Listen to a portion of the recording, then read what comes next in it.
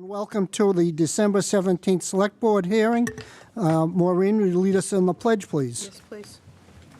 Please join me.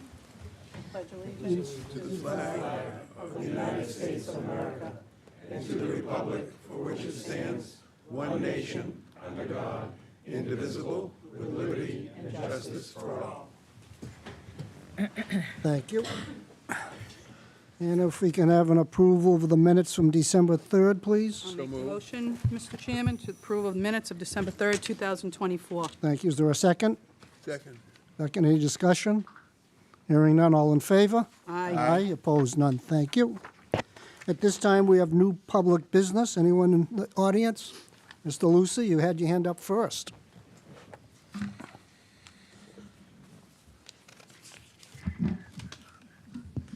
Good evening. I come down tonight. Is that on? Whatever. I don't usually leave with a microphone. To discuss what's been the topic of this meeting over the past several months. The tone and tenor of the comments being made in this room, outside this room, from that side of the desk and this side of the microphone. And I want to bring you back to May 21st. You were first chosen as the chairman of this Board of Selectmen back in May. One of the first things you started with in this year's agenda was buckle up your seatbelts because we're going for a ride. That was interpreted as a threat to anyone that disagreed with you in this town. Anyone, right? People felt targeted. People have since reacted to that targeting. I'll jump forward now to October 15th, the night of Chris Anderson's discussion. That night, the room was full of gasoline, and I think the board did a fairly good job that night keeping the flames from erupting until one person lit a match. That person is someone who's actually appointed by this board, a person you do have some control and influence over. Since then, that same committee member, I won't mention any names, has attended many, along with other people attending that same committee, with very inflammatory remarks, very insulting remarks. But nothing's been done. Of course, on November 7th, some very unfortunate remarks were made towards you, which I had nothing to do with. But yet on November 19th, during your closing comments, you decided to mention emails that I had sent you in the past, which I had to go back and make sure I did. And I did. From time to time, I do email you, and I do tell you to resign, and I typically give you a reason. I won't repeat them tonight. But they have to do with your performance and never to do with your family. But yet that night, you referenced an email that you claim to have been sent by me. So I checked again. I never said that was sent by you. Go back and watch DCAT. I know what I said. Yes, I watched it several times before I came down here and got out of my house. I hate being in this room because of behavior that came from you. That's why I'm upset tonight. Go back and watch the tape. Go back and what you said. You read my email address. You said that several emails came from me. They did not. If you want to clarify those comments tonight, please do. I would gladly accept an apology. But in the meantime, besides castigating members of the public and trying to control discussion that goes on outside this room or from this side of the room towards the board, you need to start controlling what starts from that side of the room going this way. But if you want to issue an apology tonight, I would gladly hear it. Because I've had interactions with town hall members, town government members for several years without daring to enter this room because this is the tone I get when I come down here. Because I am disgusted with the behavior of many members of this government, and not all. Ask your fellow board members if they've had productive meetings with me. Ask your fellow town employees if they've had productive meetings with me over the past several years. The answer would invariably be yes, culminating with the result of last meeting's properly setting a classification factor. Ask your fellow board members how many hours I spent with them, educating, teaching, without anyone raising their voice, until you drag me back into this damn room, which I hate being in. So if you want to apologize tonight, go right ahead. I won't be here for it because I'm leaving now because I can't take being in your presence. Thank you. Good night.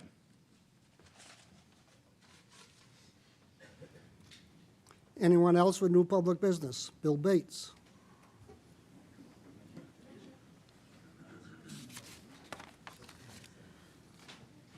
So a tough act to follow, but Bill Bates, town meeting member, and I'm joined by Corey Catherine Ryan, Hello, also Corey. a town Welcome, meeting Bill. member from Precinct 4.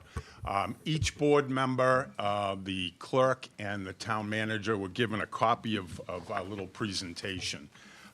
What we're concerned about is we have some crosswalks in the town of Danvers that are very, very dangerous.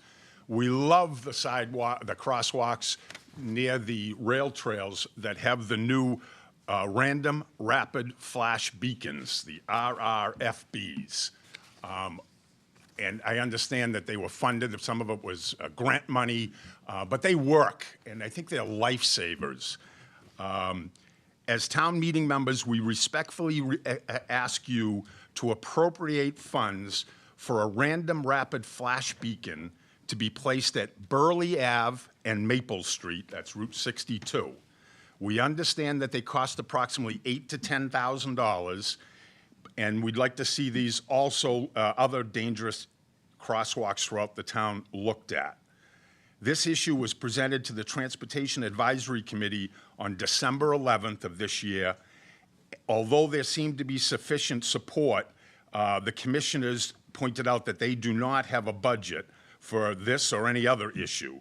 And I want to mention, too, that there were a number of neighbors from Beverly Ave and Maple Street that attended that traffic advisory committee meeting. Selectman Bean, being the representative, has heard this presentation once before. But we would appreciate the select board's help to advocate for the funds, and we plan on advocating for the funds at a future finance committee hearing and town meeting.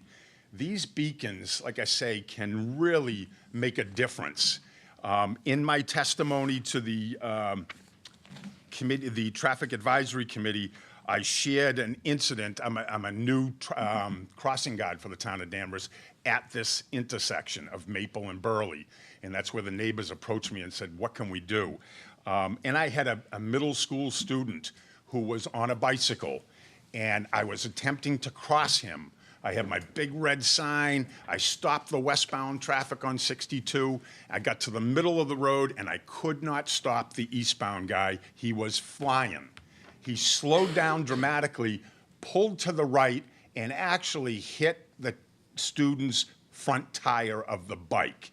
Scared the heck out of all of us. He pulled over. We got the student to the other side. He was fine. The bike wasn't damaged. But it just tells you that we need to do something. These things, and I understand the town of North Andover has a roadway now that is covered with them.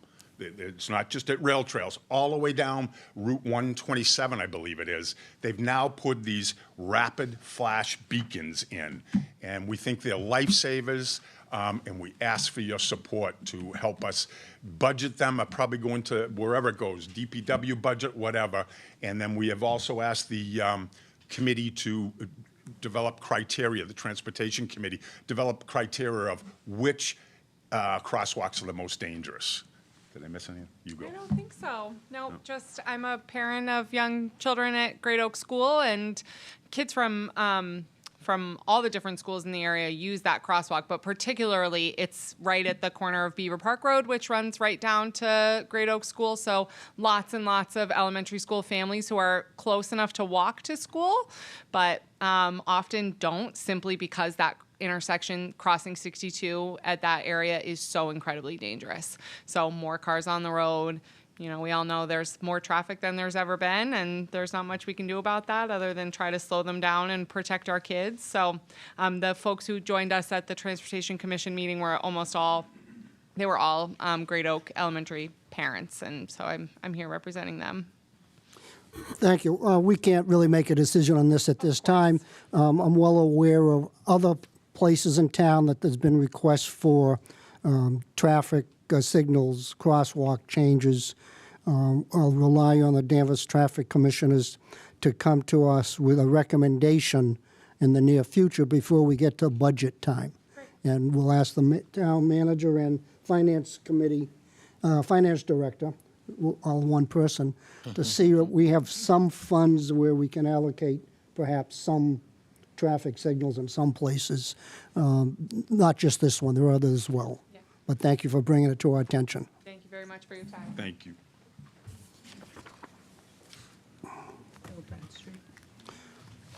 Really? Is he here? Bill Bradstreet.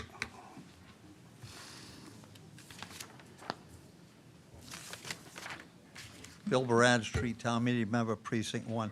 And to piggyback on the trouble getting across the roads, I happen to like the ladder effect, the lines with cross lines that look like a ladder, more noticeable than just single lines. Maybe, I know this might not be the time to be painting, but I think it should have been done that way. Or maybe it can be put on the agenda for the next time there's painting of the crosswalks. Obviously, when you, not just the school kids, but senior adults try to cross a road, and I don't know, we get targets on us, and the people like to see just how close they can get, either passing you or stopping. Just a change, slight change in the crosswalks, in the painting of them. Thank you. The flashing lights would be nice, but start with just the painting of the crosswalks a little bit. Thank you. Thank you. Anyone else with new public business? Yes, in the back there. Evening. Hello, Lauren Steves, Hood Terrace. I was unable to be at the last select board meeting, but I was able to watch it. And I just wanted a little bit of clarity on the process for selecting the next town manager. I know that the offer went out to the recruitment firm about a month ago. And then there was talk about Dan and Maureen are creating a subcommittee to do the private interviews. Did I understand that correctly? Pretty much, yes. The firm that we've hired is developing a marketing piece that will be used to send out to potential candidates or candidates that are sending in their resume, talking about the town and promoting it.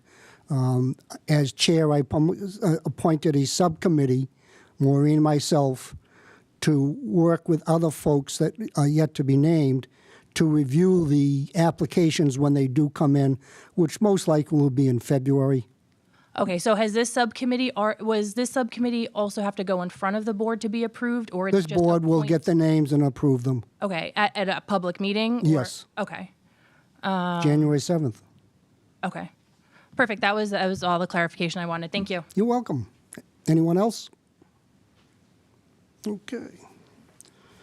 The board will welcome two new appointees to the Council on Aging. Mr. Manager? Thank you. We have two. I apologize, Mr. Henry. I'm going to put you on the spot. Are the candidates here? We have one. Sure. Yes. So we have two candidates for appointment. I'll go in the order of my packet. The first would be Maureen Larrabee. If you'd like to step forward. If you want to.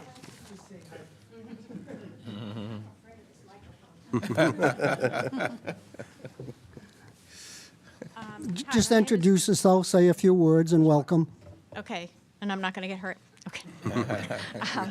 Hi, my name is Maureen Larrabee. I'm really pleased to have been chosen for one of these spots. I'm a lifelong resident of the town of Danvers. Many years ago, I did a talent pool thing for the town, and I think that probably crashed right into COVID, so I never heard anything, and I'm really looking forward to this. I know the town does an exceptional job with its seniors, and I'm hoping I can do what I can do to make that even better. Thank you. Thank you. Any comments, questions from the board members? David? May I just come? Yep. That I see Maureen's father, Len Sherry, was a great friend of mine, a great contributor to the town of Danvers. And it's nice to see Maureen here willing to do this. Okay. I'd like to comment. I know Maureen Larrabee, too, and she's involved in the community. Her boys, her husband, I think she'd be a great person to help with this. Thank you for volunteering. Okay. Mr. Henry, the second candidate? And the second candidate is Bianca Quinones. If you could come up and tell us a little about yourself as well. Thank you. Good evening, everyone. I'm Bianca Quinones. We live on Hobart Street, and very pleased to be joining the Council on Aging and be working with the team there. I have a background in community health and public health, and really looking forward to just be a contributor where I can, how I can. I love the town, love being here, and I'm pleased to meet you all and happy to take any questions or comments. Hi, Maureen. Hello, Bianca. Maureen sold us our Yeah, house. I know. I know Bianca, too, and they recently moved here, and I think she'd be a great candidate also. Okay. Anyone else?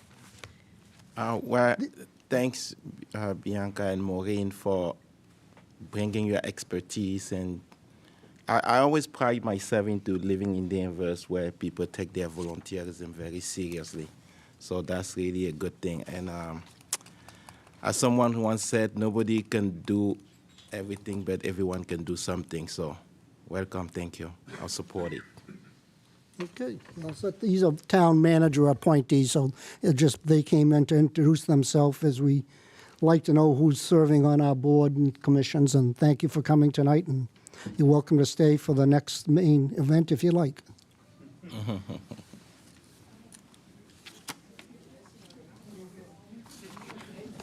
Bye. Thank you. Yeah.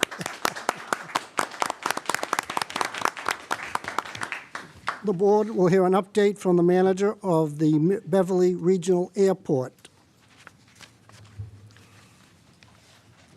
Welcome, gentlemen. Introduce yourself for the folks at home. Of course. Make sure I got that. Good evening. My name is Gabriel Hannafin. I am the airport manager at Beverly Regional Airport. I'm Kyle Ritalik. I'm the chair of the Airport Commission. So I've been in the position of airport manager for just over a year and a half now. I came on in June of 2023.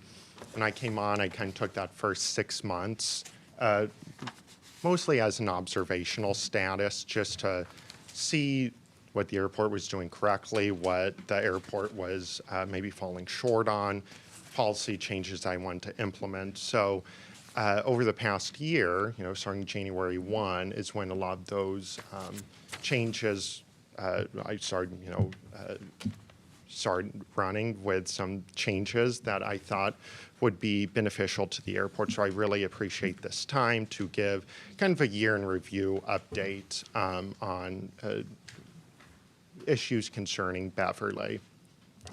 One thing that we did do, I noticed that our fee structure was lacking.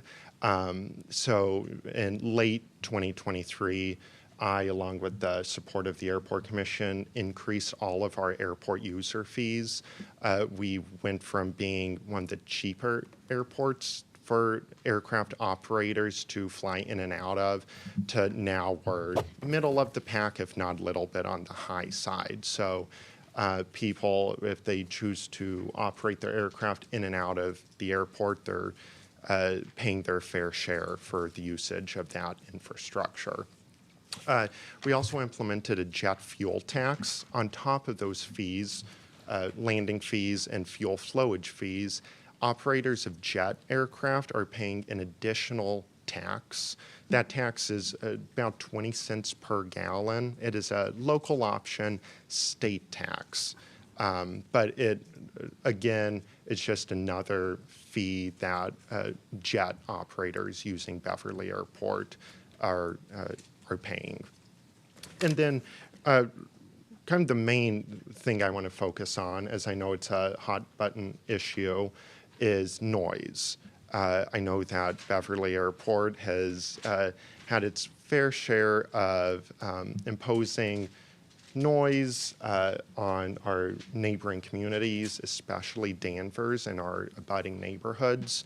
And so when I came onto the job, it was made very clear to me that that was top issue, one of the top priorities, and that was expected that I figure something out. So in late 2023, the Noise Abatement Subcommittee of the Airport Commission drafted a new noise abatement procedure document. And they issued that document. And I'm happy to say that that wasn't just a piece of paper that went out and then nothing happened.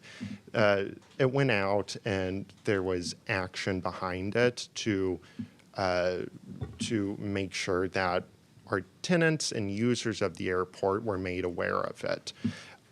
So that included, starting January 1st of this year, tracking each and every noise complaint we received.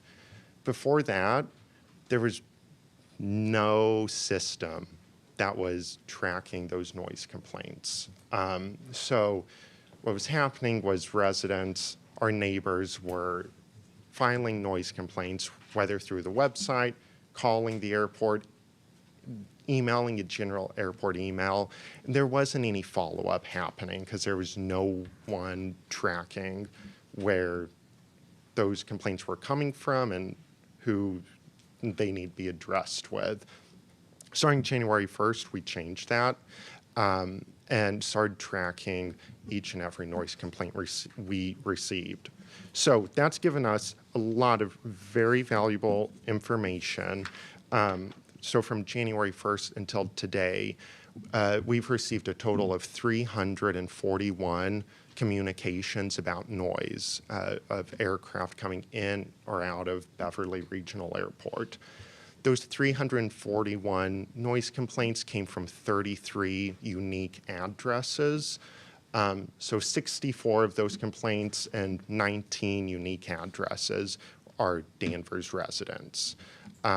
So that's kind of the overarching view of what the past year has looked like on the noise complaints we've received.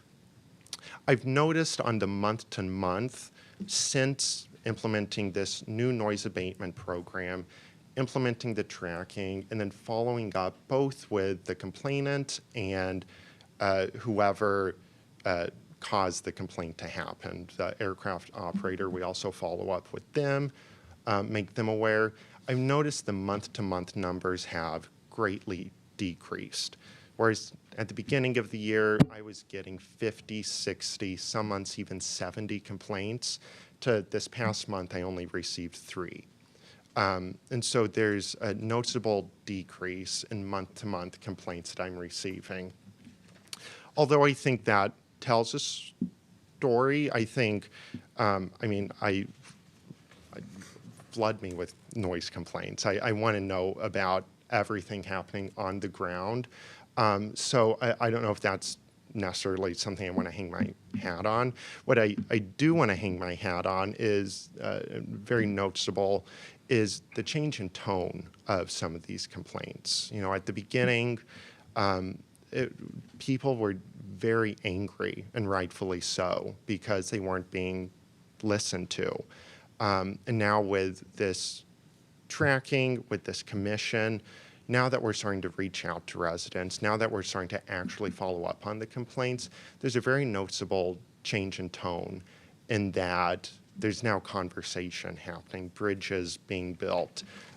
We're far from perfect. There's still issues there. There's still kinks that need to be smoothed out.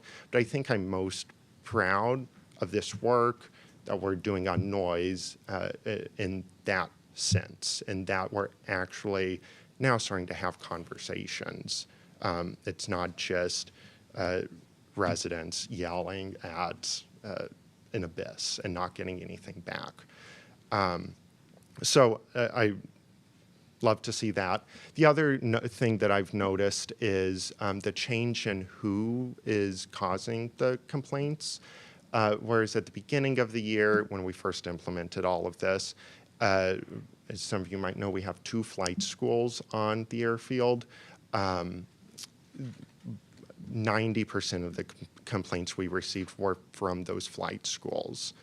Through our efforts and reaching out then to the flight schools and making recommendations on how to change some of their flight patterns that they're doing, the number of times they're doing takeoffs and landings before going to another airport, and having conversations with both of the flight schools.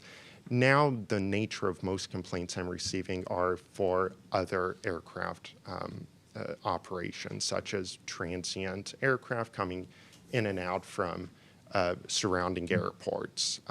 So that was great to see that not only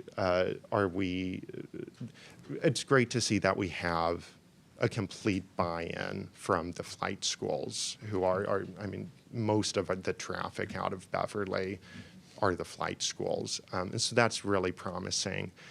Again, not perfect. I know that there's still issues out there. Commissioner Ritalik and I this summer went boots on the ground, went door to door in a neighborhood, just talk to the residents, just to put face to name, kind of get an idea of the problems, be there in the neighborhood as the planes flew over. That was really insightful as well. So we want to continue doing that. We think that we're on the right path as far as noise goes. Unless Chairman Ritalik has anything to add, we'd be happy to entertain questions about anything I've discussed or anything else related to the airport. Well, thank you for coming tonight, Gabe and Rick. Thank you. You've kind of scratched the surface of what we're concerned with, if I may. Back in May, our town meeting voted to request an environmental protection plan report to assess current and future modifications at the airport. That was followed up in July, I think 16th, with a letter from Representative Kearns to Secretary Tepper of the Environmental Energy Department, requesting the same environmental impact study, similar to what they're doing in Bedford. Now, I understand Bedford's project is much larger than the projects that Beverly or Worcester or any other local airports, but still we feel that it's very important that we have an environmental impact study done, so we know what to expect in the future. You haven't volunteered to do that. The city was sent a letter, Mayor Cahill was sent a letter requesting that to be done. I don't know that there was a response. But that's still hanging out there without any action. And we want to know what's going on out there. I understand the new hangar's not on wetlands, it's a buffer zone. I understand all that, but still a 40,000 square foot hangar in Danvers is problematic. You went through all the regulations and got permission to do that, but what are you going to do in the future? What do we have to know about? Because that lease or sale on that land back in whenever it was not made plain or public to this community. I never heard about it until April when some of the requests were filed. Your predecessors, I'll say, not just you, have done things not behind the scenes, but not out in the open as well. Do you care to comment on that? Yeah, so in regards to projects that we're pursuing for the airport, I mean, the major one that is on the horizon, fiscal year 2027, is complete reconstruction of our main runway at the airport. As part of that, before we can even break ground on that, before we can start bringing asphalt in and getting the reconstructed, we have to go through a series of other projects. So we're currently undergoing an aeronautical study that looks at the immediately surrounding airspace of of the airport. We're doing it for both runways to ensure that there's proper obstacle clearance for the runways. And we're also undergoing an environmental assessment on the environmental impacts of that runway project and the permitting needed for that. So that's the environmental assessment, EIR, and ENF, all happening concurrently. That's our current project that we're funding and working towards completion before we can even go and break ground on the runway. Questions, Maureen? Well, this is the first time that I feel that you're communicating with the neighbors and to take their complaints, to talk to them, to meet with them. That's what we would like.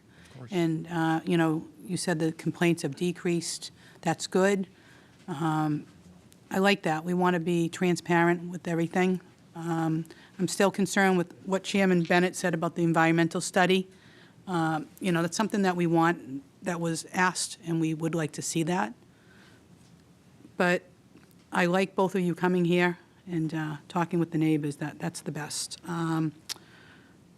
The noise, you know, the touch and goes. I mean, I've been to some of the airport meetings before with Aaron when it was at the airport, and that's big. But we never heard any positive feedback with regards to the flight schools. And you're saying that this is good. You're having good conversations with them. Very good. Checking their flight patterns, because that was a concern with the neighbors too. Yeah. You know, yeah. continuously going over the same, you know, let's change it up, you know? I mean, we've got some pilots in the room here that I know, and, you know, they know exactly what's going on, too. But I think it's good that you're here and communicating with us, coming before us, the master plan, the runway, you know, the environmental issues, the fuel, the hazard materials. So that's something that we want to keep involved with, you know, keep us course. abreast of what's going on. Yeah. But I feel good that you're communicating, but thank you. Thank you for No, coming. thank you. Thank you, Maureen. Dee? Yes, thank you, Mr. Chairman. I do have quite a few questions. The first, you spoke of paying more and the jet fees are also increasing. Yep. What were you trying to say? Like, how does that benefit Danvers in any way, or does it? I think you're not finding,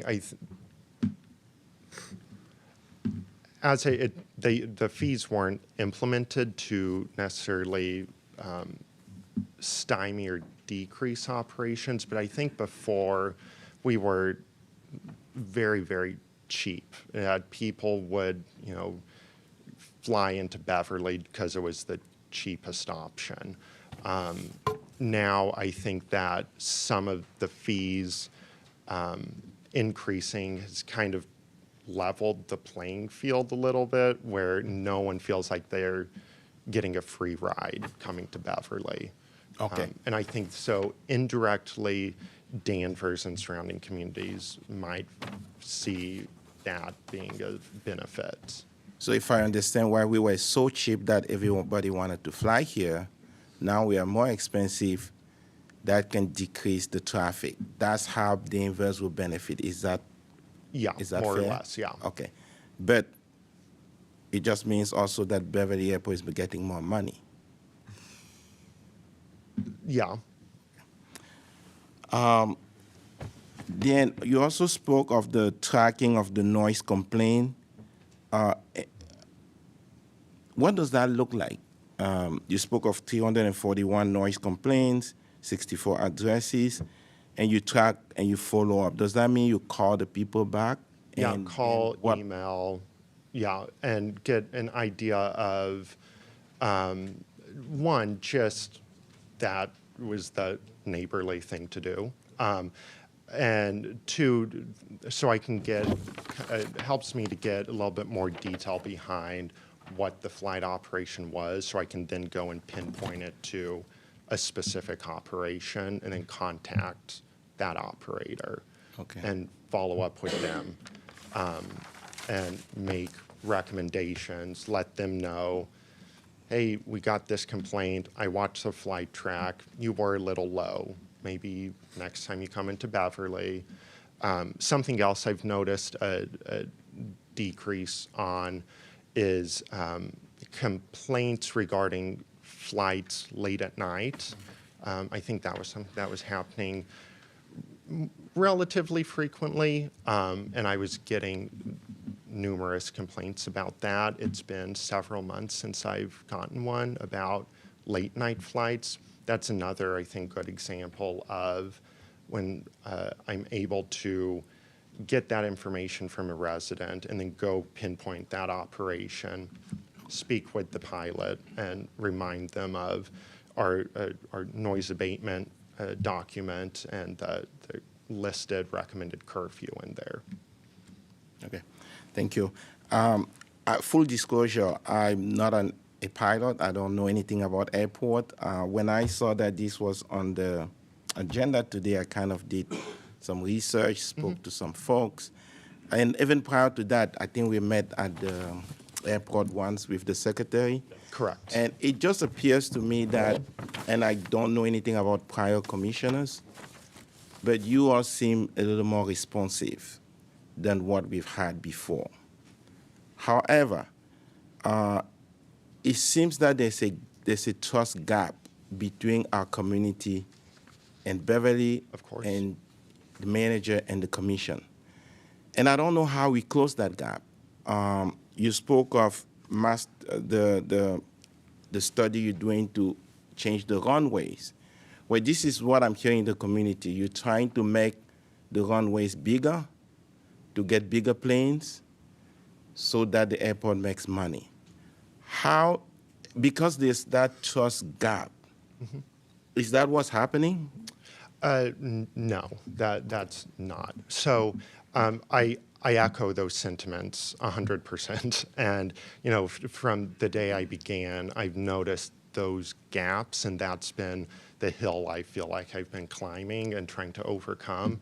So I certainly feel the same way you do about that trust gap. I think that was, I agree with everything there. As far as the runway, so the main thing happening is just a total reconstruction of the remaining runway that's there. They say lifespan of runway 20 to 25 years. We hit that lifespan like 15 years ago. They've put lots of Band-Aids on it to kind of bridge the gap, but it's now to the point where the FAA is like, wants to see a new runway there. It's reached its lifespan. While doing that, they're also going to pave 300 feet on either end. This pavement on either end is just paving the safety area. This extra pavement can be used for takeoff and rollout, but it can't be used for direct landing. So aircraft will, when they come into land, their wheels will be touching down at the same place as they are today, but they'll start their takeoff roll 300 feet earlier than they are today. The FAA is doing this not to attract larger aircraft here. They're doing this because they see that these aircraft are already here and have been here, and they want that increased safety margin. They want that increased, that 600-foot increase in takeoff distance. So it's not a case, and it's a perfectly reasonable way to think about it, to look at and say, oh, it's a field of dreams. If they build it, they will come. Rather, it's that they're already here. And the FAA, whose top priority is safety, is wanting to see those safety margins increased, especially on takeoff. Okay. I like to repeat things just to make sure that I understand. So what I'm translating, what you're saying is, you're not trying to get bigger airplanes to the airport, you're just increasing the safety margin for the planes to take off and land. Correct. The FAA is all about, the term that goes around is right sizing. So the FAA, when they're choosing projects to fund or directing airports to pursue certain projects, they are looking at what is actually happening at the airport at that moment. If I tried to go to the FAA or MassDOT or other funding body and say, I have some data here that shows in 10 years I'll have these big aircraft coming in, I want funding for a project now for that, I would essentially be laughed out of their office. They would say, we don't care what that projection says, we care about what's happening on the ground at Beverly right now. And so it's the demand is what really the demand that's there is what drives the projects at the airport and where the funding is going. Perfect. And how do we reassure our residents that that's what's happening and that we won't be seeing people take like bigger planes and fast? Like, is that something that you put in the master plan? How does that work? Or is it just trust us, this is what we're saying we're going to do? I mean, this right here is the best method and forum, I think, to get that across. And we, try to do this in various ways, whether it's through our airport commission meetings every month, coming before you tonight, giving the update. I know Mr. Henry has hosted nights at the senior center, kind of open town hall type events. That's another great way, and we hope to continue doing events like that. So that's essentially what we're trying to do now, and I think that is one of, going back to your first comments, that is one of the biggest trust gaps that we're still trying to navigate and get across. Okay. And what's the truth to the fact that moving it 300 feet closer to residents, they're getting more fuel, they're getting more? So, yeah, so the 300 feet is going in the direction of Cherry Hill. So there's no residents right on that end of the runway. On the other end, that 300 feet is going towards one home in Wynnum, but there's sizable field in between the airport property and that home. Something else I would point out is that with these aircraft, getting that extra 300 feet at the beginning of their takeoff roll, they're going to be leaving the ground earlier. The earlier they leave the ground, the higher they'll be as they're overflying any structures below. Granted, 300 feet is not a lot, but it's still a little bit of extra altitude that they can gain between wheels leaving the ground and flying outside of airport property. Okay. And then, sorry, Mr. Chairman, I said I had a lot of questions. So when, how do I put this? Because we get a lot of complaints about the airport. Of course. I don't abode at the airport, so I can only rely on my fellow residents. And can you point to, and you may or may not now, can you point to any policy that the airport have implemented? You spoke of speaking to the flight schools and things like that. But in terms of expansion, because of the resident concerns, or is that not even the authority of the commission?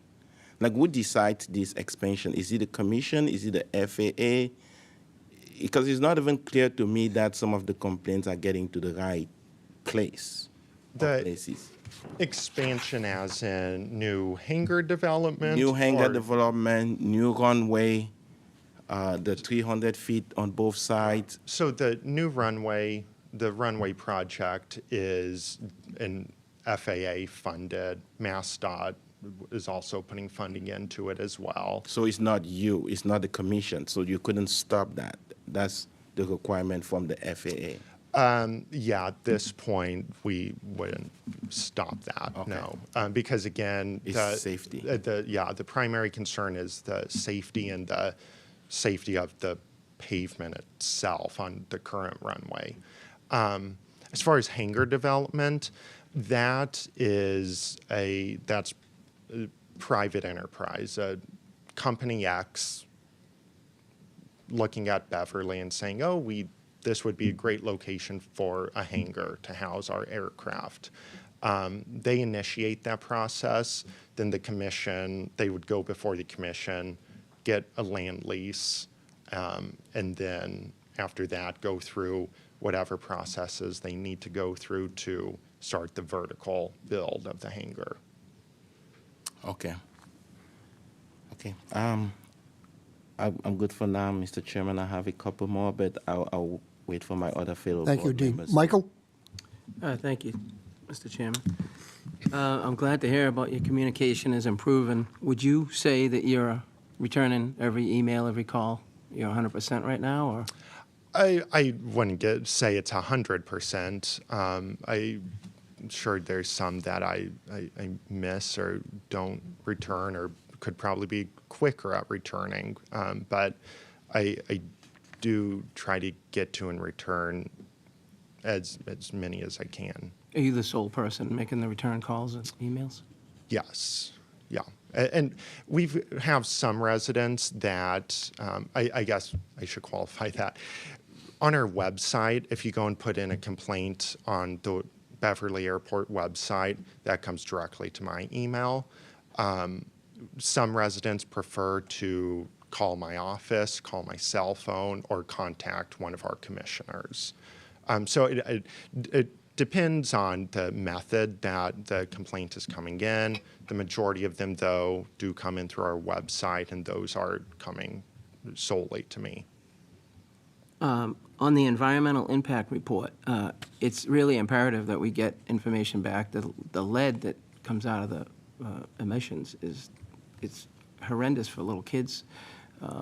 We can suffer through it somewhat, but a little kid can have the rest of his life affected with a learning disability and whatnot. So I'm hoping that that information comes through quicker. And even with that said, I'm not sure what can be done. Am I correct in saying that cleaner fuels are not ready yet? Correct. Yeah. So the FAA has given a deadline of 2030 for unleaded aviation gasoline to be mandatory for anyone flying an aircraft that need, we're talking mostly propeller aircraft. So the deadline is 2030. I believe there are currently 4 companies that are working through trying to refine and create a fuel that's suitable. There's no approved unleaded aviation gasoline currently on the market. I know there's a couple of companies that are coming really close. The issue is that aircraft need to have the 100 octane, and they're finding that to be the challenge, getting it up to the 100 octane. Once that is complete, once a company has manufactured and found the solution to this problem, then it goes into a regulatory. Aircraft are such a specialized piece of machinery that to change the type of fuel that a particular aircraft or particular aircraft model would have to use, it would have to get a whole, go through a whole new certification process to be certified to use that fuel. So that is to say, the FAA isn't going to receive this unleaded fuel and say, great, put it out to market. They're going to go to each and every aircraft model that needs to use that fuel and test it on that model and then issue certificates. So that's why there's that 2030 deadline. Personal note, if I may, this is an issue that I take very seriously. The 2030 deadline, I wish was the 2023 deadline. I'd love to see this done yesterday. I have 2 very young kids at home. I want them to be able to come to the airport and come to work with me and not have to worry about lead poisoning in the back of my mind. I own a house that happens to sit right under the flight path of Lawrence Airport. I want to have the assurance that the aircraft flying over my own home are safe to have my children running and playing outside. So I am very empathetic to the concerns, very passionate about the need to get an unleaded alternative out there. Unfortunately, the product just hasn't been found yet. On the Danvers side, we're pumping fuel for planes, correct? Yes, so there's Pumping about 100,000 gallons a month? I apologize. I should have had those numbers here. I think on yearly, they're pumping, I think the gallons pumped is like 800,000 a year. I'll have to verify that number, and I'd be happy to get back to you on the exact number. So with that said, does the airport have on-site any safety equipment as far as if we have a big leak? If the tank cracks in half, is it going to flow right into the wetlands and then right down into the neighborhoods? Or do we have products right there on site to start cordoning it off and stop the flow? So the fuel is all owned and operated by the FBO, the fixed-based operator there. I know they have equipment. I couldn't tell you the exact equipment that they have. They're required to have cleanup, hazmat, quick response equipment. I just at this moment can't tell you the exact details of what they do have. Is that something that you can get on and Certainly. find out? And Of course, and yeah. Bring us up to speed, let us publish it. Certainly. I just, you can see it happening, something happens, and then right into the backyards of the people on Burley Street and Yeah. whatnot, which should be a real problem. The fee increases are great. Planes are expensive. Wish we had a mechanism to get some of that money so that we could at least pay when we send fire trucks and police up there. Shouldn't be on the taxpayer, you know? I don't know what the answer is there. I guess that we have to go to the state for that, if I understand it correctly, for that change. I guess I'll, in the hangar, I know it's mostly going to be storage, right, the new hangar?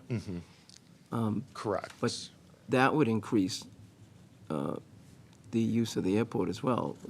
Am I correct? So that new hangar, again, it kind of goes back to you don't see the if we build it, they will come mentality so much in airport development. So this hangar is for aircraft that are currently using Beverly Airport. They just want the aircraft now to be housed at Beverly Airport. What's going on now is these aircraft fly into Beverly, drop off their passengers, and then take off empty and go to Bedford or Norwood, a surrounding airport, to house the aircraft. And when their client is ready to fly out again, they take off from that airport empty, land at Beverly, pick them up, and then go off to their ultimate destination. So these are aircraft that are already at Beverly, already using the airport. This just gives them a place to house it, and thus cutting out those empty legs in between. And they'd be making repairs on planes in the hangar too? No, there's no maintenance in that. It's just storage. Okay. Okay, I think that's all I have right this second. Thank you, Mike. Thank you. David? Thank you, Mr. Chairman. I think your being here tonight illustrates engagement with this town, with the issue as it pertains to the citizens who've been complaining and kind of suffering for a long time. So I hope you will come back. Of course. To know that that your being here, I think, is important. I also think that the points raised by my colleagues, members Bernard, DeJoco, and Bean, I hope that you will take that, respond the excellent questions that were just asked by Mr. Bean, and especially the concept of reimbursement to the town for extra municipal expenses. This town has enormous responsibility for the airport, for North Shore Community College, for Essex Aggie, for St. John's Prep, and for all other kinds of non-taxed properties in this town, which is a cost it's never been tallied. It is enormous. I think that our property values in Danvers, it's something like $5 or $6 billion worth of property that we care for. And so I'm going to not ask just you, but we don't get a whole lot of cooperation from those entities that are exempted by the Massachusetts statutes, and we're not going to get a whole lot of cooperation from the legislature in amending those exemptions, because Harvard and MIT and Boston College and all those universities, for example, enjoy the same exemptions, and their power of lobbying and controlling the legislature is beyond me, for sure. But I think that the points raised tonight by my colleagues, I hope that you will specifically enumerate our responses to them. Certainly. The other question I wanted to ask, and I'm not joking about this, can't some form of muffler be put on a motorcycle and a Piper Cub so that in my old age I am not driven nuts by the sounds that they make? I don't live in a flight path. I live across the street, so I'm not in a flight path. But every now and then, if I'm outside, I hear those things. And when I'm just down in the YMCA parking lot, sometimes it's like, no wonder my taxpayer friends come in here screaming. It's infuriating. And I always think, why can't you put a muffler on those things? And they put them on cars and trucks. You may not have an answer, but I hope you'll put that on your bullet points. So if there is no answer, you'll at least be embarrassed in stating that there is no answer and that I'm crazy. I would do the same. You're not in charge of motorcycles, or I would ask the same of you for those. I live on Route 62 in Beverly, and anything before I die, I'd love to have a law that limits the loudness, because my kids try to go to bed, and for some reason at my house, they just love to gun it. And I love the summer, but I dread the summer in the same instant, and it's I go up to Gloucester a lot in the afternoon when I can. I have a dog, and she and I like to walk along the boulevard there. And routinely, the motorcyclists go by, and just on that little straightaway, they gun it and gun it and gun it. And I tell the other people along the boulevard, these are people, they have a unfinished toilet training program. I guess that they're on their way to do their toilet training that never really happened. So thank you for being here tonight, and this has been very informative for me. Thank you. And congratulations to my colleagues who are much more informed as I am. I get most of my my information from my good colleagues, my taxpayer, who come in here and scream at us when I really wish they'd be screaming at you. Thank you. Thank you, Dan. Oh, you're welcome. Before we go to the audience, a few ground rules. Wait to be recognized before speaking. Direct your questions through the chair. And once you've spoken, let everybody else have a chance to speak before you take a second bite of the apple. So with that, I'll open it up for questions from the audience. Anyone on the left side? I would just like to say, too, I am very close with Gabe on a daily basis doing all the noise abatement stuff. Commissioner Henry was chair of the Noise Abatement Subcommittee. I took over chair as the Noise Abatement Subcommittee, and we put that out to all the public and let anybody make adjustments and suggestions. Mr. Zubrick made many suggestions. We brought him in on our Zoom meetings and had him firsthand go point for point as to what he wanted done on that.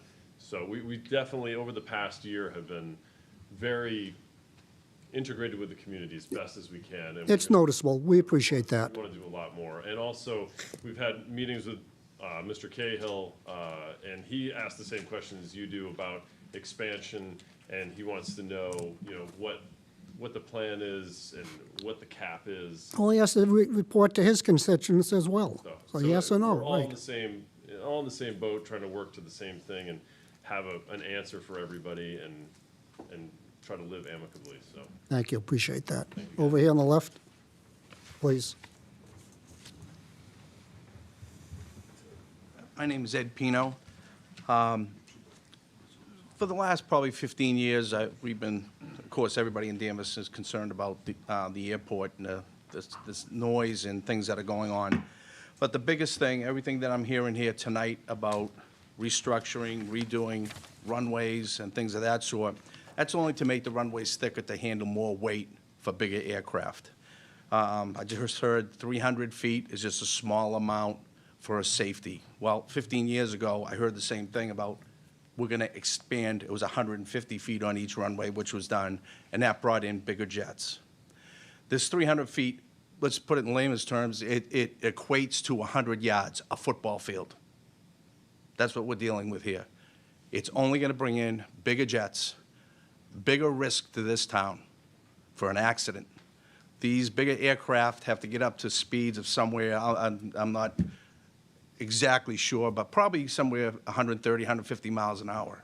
If something goes wrong 3/4 of the way down that runway, that aircraft's not stopping. Bigger jets, more speed, more weight, bigger risk for this town. You got high schools, neighborhoods, thickly settled.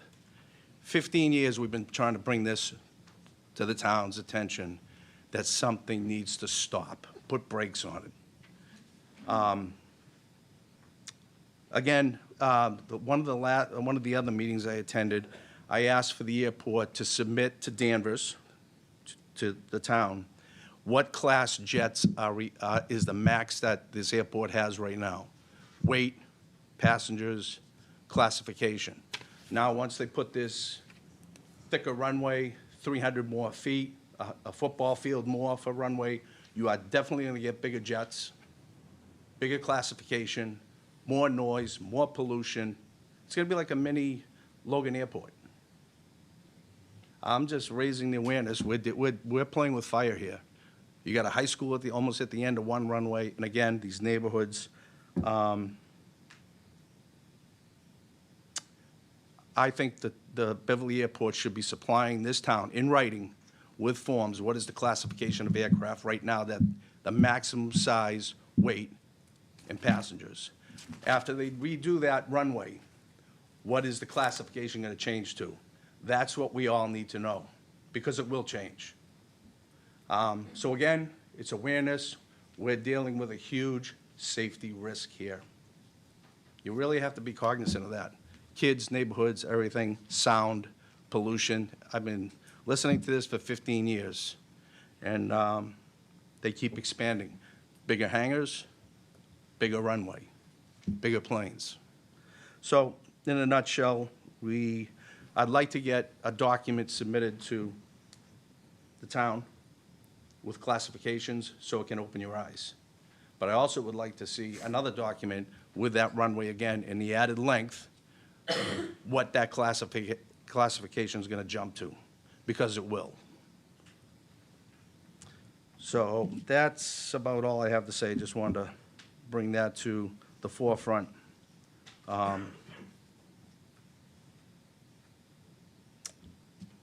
That's it. Thank you, Ed. You're welcome. Thank you. Yes, sir. Would you like us to respond if there's an opportunity to, or? When there's a direct question, I'll refer it to you if I want. At the end, you can summarize. My name is Steve Bloomerth. I'm a lifetime resident of Danvers. I live at 22 Lane Road. The FAA says, with regard to hangar size and increased hangar size is directly proportional to increased traffic. 40,000 square feet can hold between 7 and 8 jets that are the size that are currently using Beverly Danvers Airport. If you go online to Flight Level Engineering and read what they have to say about Beverly, they are heavily advertising increased traffic there. So the story that goes with a 40,000 square foot hangar for only 2 jets to have a comfortable home is a story. If you go to the Flight Level Aviation website and read how they are advertising for increased international flights, you'll get some idea of their plans. You don't put up a 40,000 square foot hangar that can hold between 7 and 8 for only 2. You can't get your money back on 2, but you can get it on increasing traffic. When it comes to noise, it's not noise that these jets generate. It's low frequency vibration. 2,000 cycles per second and lower, it's lower than a bass drum. When it hits the jet backblast, it comes out 45 degrees from the angle of these engines, hits the houses on Tulane and on Burleigh Street, the whole house shakes. You don't hear it, the whole house shakes. How long? Until that jet is 1.5 miles away. 1.5 miles away, it's still shaking the house from jet backblast. So we are going to have a threat that's coming as soon as that 40,000 square foot hangar is allowed to be built, increased jet traffic. Right now, we have plenty of noise complaints from small propeller-driven planes. It's nothing by comparison to the pollution. One jet engine puts out the same pollution as 1,200 cars. We're going to have between 7 and 8 more jets taking off, and that's the biggest problem. When the jet takes off, it's the force of the 40 to 60,000 horsepower engines in these things that shakes the houses. No amount of trees, no amount of high fences, no amount of foliage holds these 200 cycles per second driven with the horsepower of 60,000 horsepower goes right through. So that's what's coming. Thank you. Tony? Tony Bentoncourt, 15 Thorpe Circle, Town Meeting Member, Precinct 5. Is it all right if I go to the board and give you this? You can take a look at this? Sure. Okay? Then I'll talk afterwards, okay? Is that a promise? This is off their master plan, okay? And this is the runways, okay? And, okay. And Danvers is all over here. Look at all those houses, okay? This is all Danvers, okay?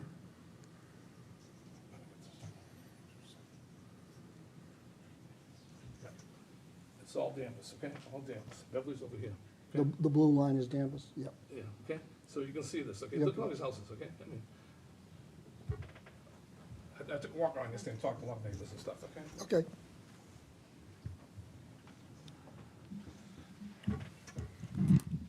We have a lot of problems here, okay? We've had problems. Now, they just admitted to you that for the last 19 years, they've been lying to us. My God, isn't that terrible? That they've been telling us they've been doing stuff and they did nothing? So we have to make these people accountable, okay?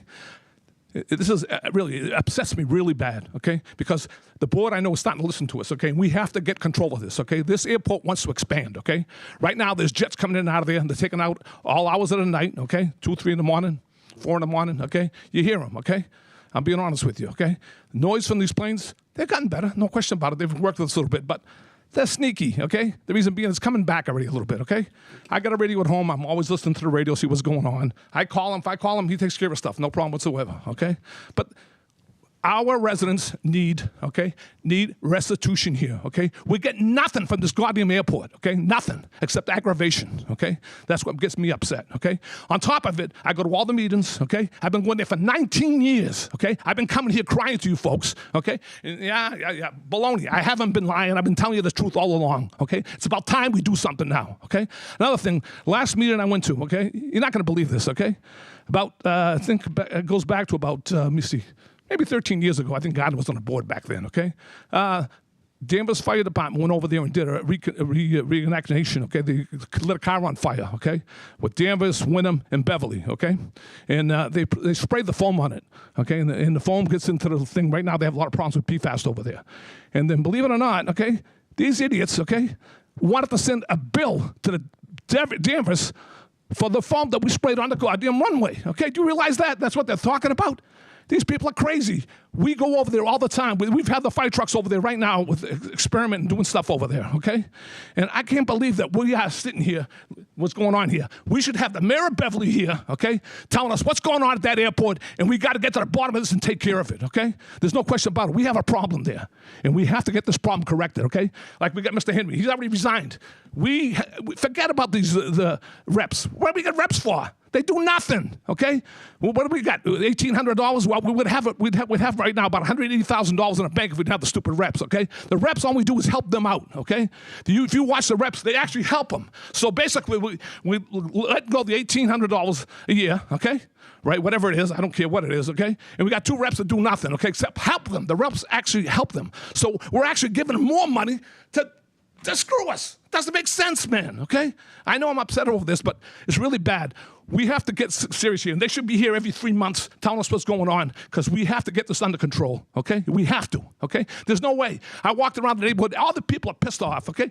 There's not a lot more people here because a lot of people, this bad time of year, they couldn't show up, okay? But let me tell you something. Everybody says there's a little bit of difference, but these people, I'm telling you, will come back and give us noise like nothing in no time at all, okay? It's ridiculous.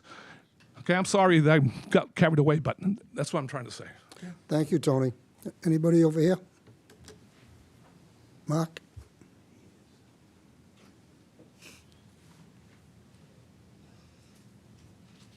I hope I'm not as emotional as you are, but you are committed. So thank you, Tony, for your explanation.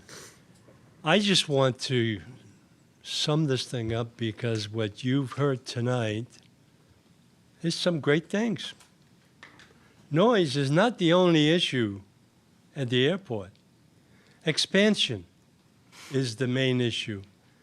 We have a football-size hangar being planned or being built, authorized, on Old Burley Street, on 191 Old Burley Street. That's the property it's related to.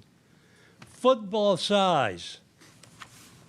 This is where Steve was talking about the 2 planes that they're saying are going to be housed in there. No way. That hangar is big enough for at least 6 or 8 planes. We have been dealing with this issue since the master plan was announced back in 2020, I believe. 2021, we've sent a letter to Seth Moulton because the federal government is really in cahoots with this whole thing because FAA seems to be funding the expansion and the increase in traffic because they like larger airports. And one of the items in the master plan is that Beverly Airport is a airport related to Logan, that if there's an overflow, they will accept it. So that's the kind of building that's been going on. The commissioners right now, there are 2 negotiated commissioners that we have the ability to assign to Beverly Airport. 2 commissioners, what can they do? There are 9 altogether, 7 at some times, but usually 9. 7 out of the 9 are Beverly residents and Beverly appointed commissioners. They look out for Beverly. Danvers has no foot to stand on at that meeting. And those meetings, Tony has been very instrumental in getting me out there, but I've been filming the meetings, and you have the ability to look at what transpires during those meetings. It's all business. Very little community relations. The Public comment is the only opportunity that anyone from Danvers has to say to the commissioners, and the commissioners take that, similar to what sometimes happens here, but they put it into the round file, never to be seen again. There have been comments made in regard to the environmental issues. There are several issues, and I've copied some of you on that. The opportunity to speak and comment in regard to what goes on in this meeting is non-existent, because you get shut down because you are Danvers and not Beverly. So that's my biggest issue. But the thing is that Hanscom Field is going through the same type of an expansion, and they have had the environmental agency in the state stop them from expanding because they have to redo the environmental impact report. This is what has been proposed by our town meeting at my expense of getting to a warrant article placed to the town meeting. The letter was sent out by our town manager. No response. It's just sitting there on somebody's desk. There are reports that are being conducted on the special projects, runway expansion, hangar expansion, runway or taxiways being rerouted to make more room for hangars. That's exactly what's going on. The master plan consists of 273 pages, and it's 3 different options, and I provided most of the comments to you as selectmen, but I've also discussed those with the commissioners. They don't want to hear anything. So that's my problem, and I know that I've been vigilant about this thing for the last 5, 6 years. And Tony has been on, and we've had petitions and all kinds of documentation sent out to our government agencies and our governments in Beverly, Danvers, and Wenham with no response. So don't get succumbed by the promises that have been made. Yes, there have been positive actions on the noise, but that's not what the problem is. The jets are still flying over, and as you know, I live almost in Middleton, and the jets go out there Monday morning, they come back on Friday night, then sometimes they leave on Saturday. And that's the flight path from Northwest. So all I want to do is bring you up to reality. I mean, yes, this was a good presentation. However, Danvers residents deserve better. That's all I have. Thank you. Thank you, Mark. Gardner?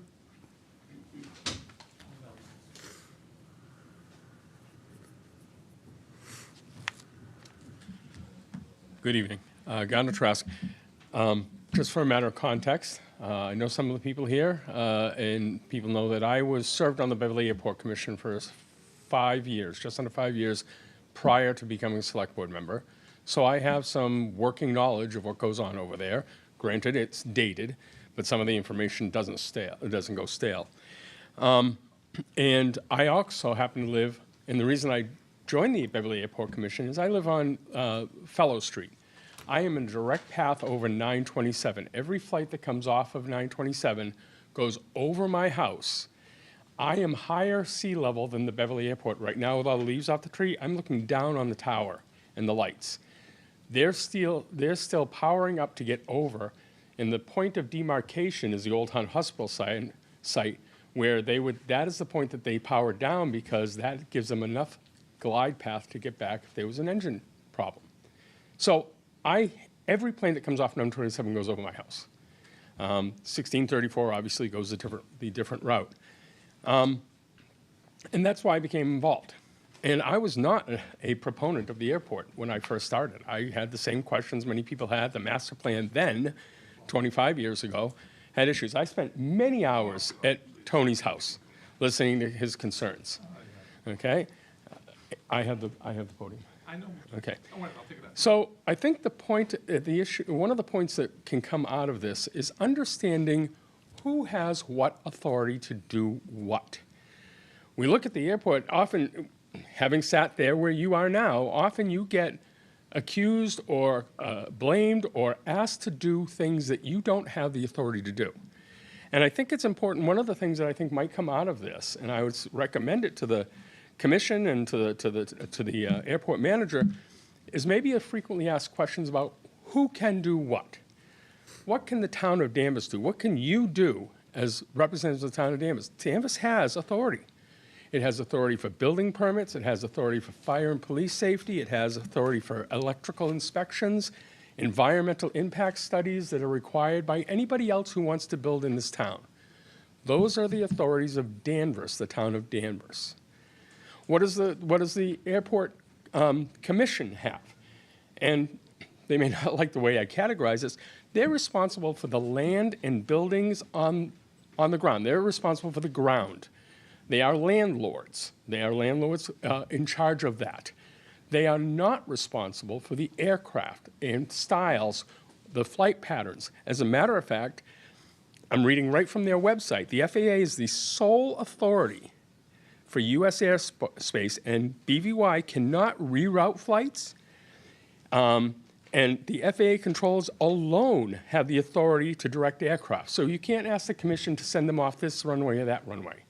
You can't ask the commission, it says here, I'll briefly, in 1990, Congress enacted the aircraft noise and capacity that prohibits airports from restricting flights during the time of day, frequency, aircraft type, or location, and consequently, BVY is an open access airport and cannot discriminate against any aircraft. Federal airspace is just like the federal highway system. It is an important part of the federal infrastructure. It is not a whim, it is not a hobbyist airport. It's an important part of the federal aviation oversight. No different than Danvers police can't tell semi-trucks not to run at 3 in the morning. Beverly Airport legitimately doesn't have the authority to tell an aircraft not to land or take off. So one of the things I think that would be important is understanding who has what authority. There was a minor discussion here about taxation. We've been through it, and many of us know it. The taxation level set at Beverly Airport was set in the 1940s when the Navy gave it back and they set a rate. That is a state legislated rate. That is something Joan and Sally have tried to initiate action on, but it's no different than the Reservoir. It's no different than St. John's Prep. It's no different than Essex Tech. There are state limitations about what the taxation can be. Understanding who is responsible for what helps people go to the right people when they have a complaint. If the complaint is about touch and goes, the Beverly Airport Commission is trying to work in a collaborative manner and requesting certain things happen. But do they have the authority? They don't have the authority to stop certain flights. You also have the Mass Aeronautics in there working hand in hand with the FAA. But this is a municipal entity. And just like our water and sewer, just like our electric, they are self-sustaining. They gather these fees to pay for $11 million in payroll, to pay for plowing the runways, keeping it safe, all the maintenance that goes along with owning an airport. One question that I had, actually, is the 300-foot buffer, and through you, Mr. Chairman. Is that only on 1634, or is it all on, I'm seeing you say it's not on 927. So there's no fumes closer to Danvers residents or closer to Henderson Drive, which has no residents anyhow. It's only on 1634. Thank you. That was something that when the discussion came up, it was important to know. Fuel storage. We heard about fuel storage and questions about that. That's all mandated by the state. It's no different than any gas station in town. State sets the policies, the federal government sets the policies. The FBO, fixed base operation, has to follow those policies. And you wouldn't expect them to do any more than, because Danvers asked, Danvers doesn't have any authority over that. Couple of things. The new hangar. Steve talked about the new hangar. And there's a little bit of difference in it.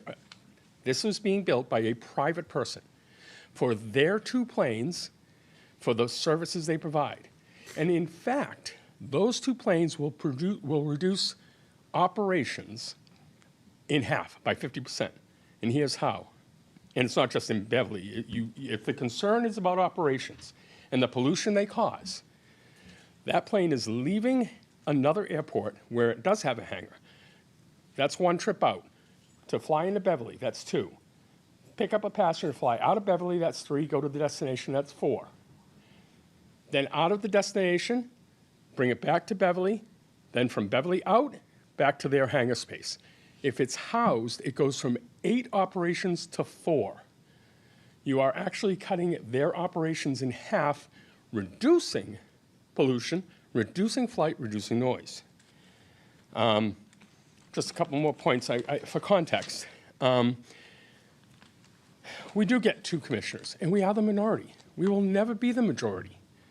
But your choice is, do you want to have any voice on that board versus the 6,000 or so that we get in taxation? That's an option that the town manager sent a letter every year. Which do you prefer, $6,000 or 2 voices? I prefer to have 2 voices on that board.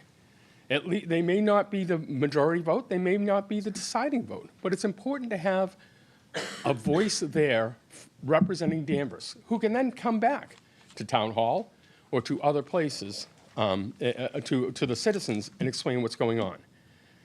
I think knowing who has the authority is the way to effectively make change.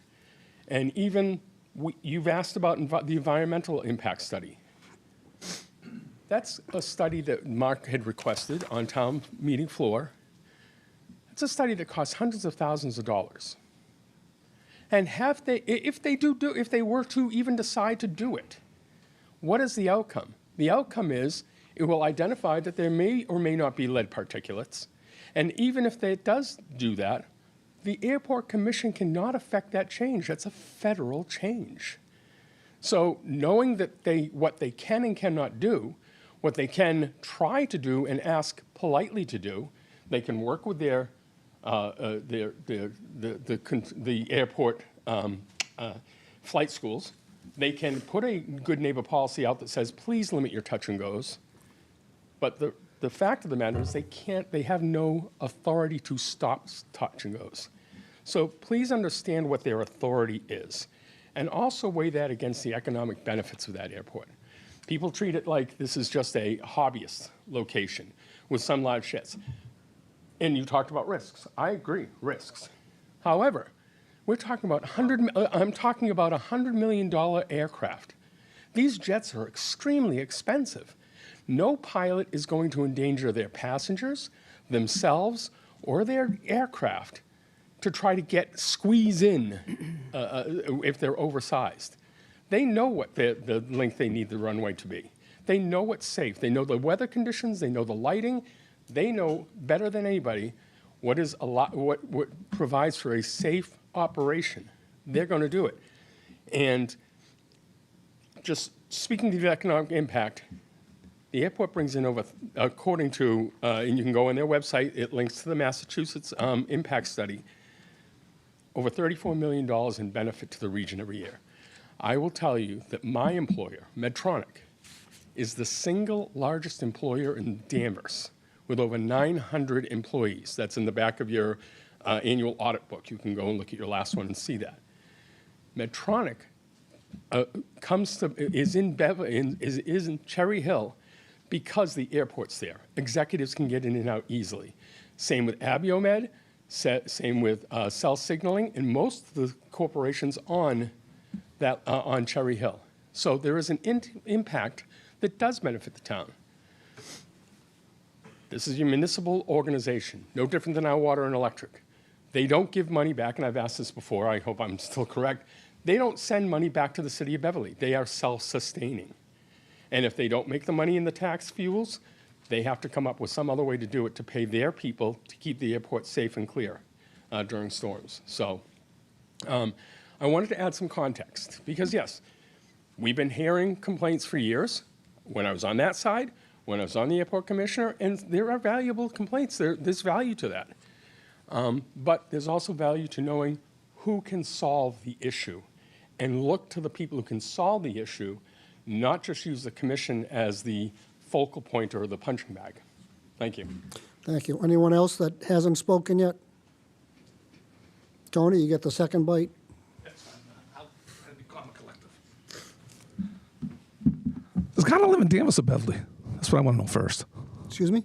Does Ghana live in Danvers or Beverly? Please. No, I'm just curious, that's all. All right. Here. All right. What I'd like to do here, really, we have a problem over there. We have a big problem. Okay, you know that. I'm a town meeting member of Precinct 5, talk to people all the time, okay? I want, if it's possible, to get a selectmen's workshop, okay? So we can get down to the nuts and bolts of this stuff, okay? You stop and think here. They keep telling you they're making all kinds of money. What's going to happen if we have to give a reduction to all the people that live in this area because of all the noise from the airport? You look at all those houses. You see that thing I gave you? Look at all those houses that are there, okay? What's going to happen if we have to give a reduction, okay, for all the noise? They're going to come from the airport? I don't think so. Town of Danvers is going to have to accept it, okay? So if I got to get $1,000, so take a look how many houses are there, okay? And then another thing, too. Do you know how many houses have sold in Precinct 5? I mean, I shouldn't be doing the work, but I wish someone would do it, okay? Precinct 5 is the most houses sold in that area. Why? Because that stupid airport, okay? Let me get my train of thought here because I don't want to, I'm just trying to be calm and collective and be a nice boy, okay? Because you know how it is. But we have a problem, okay? There's no question in my mind. Tony, we know we have a problem. I know that. But we can't keep pushing it down the road. It has to stop. I've been doing this for, I think, 19 years. I've lived in that house for 30 years, okay? I've been coming here, and they just explained to you, and they just told you. They lied to us, okay? You're not offering any new information. Okay. I appreciate No, I your understand. concerns. Okay. And now, on the information also, if I'm not mistaken also, I believe we are the ones that hold the foam truck for that airport, okay? At the Danvers Fire Station, if I'm not mistaken, okay? We should have our heads examined to have that foam for these people, okay? And we get nothing for it, okay? On top of it, like I told you, they wanted to charge us, okay? They want to send us a bill, okay? For what we did over there. We went over there to help them out, okay? That's why I want a selectmen's workshop so we can sit down. I want to bring some people. We can have a real good conversation. What's going on here? Get to the bottom of this because we have to, okay? The Beverly Airport is not doing anything good for us, okay? As far as I'm concerned. Thank you, Tony. Gabe, do you want to summarize and respond to anything? Yeah, just a couple things. Let me gather. All right, so real quick, just to respond to that last comment made by Mr. Betancourt about the PFAS issue. He brought that up in his first comments and then just kind of closed out with that. So there was, in 2009, a firefighter training exercise on the airfield, on the Danvers side of the airfield. The foam was released, and thus now we have PFAS on the airfield. So the highest reading that we've gotten on the amount of contaminant within this area on the airfield and the Danvers side is 66 parts per trillion of PFAS contaminant. That number would have to be 40 million parts per trillion before the state would say that it was a serious issue and posing any risk to drinking water supply within Danvers. We're still going through the motions to mitigate it, to track it, to get it delineated.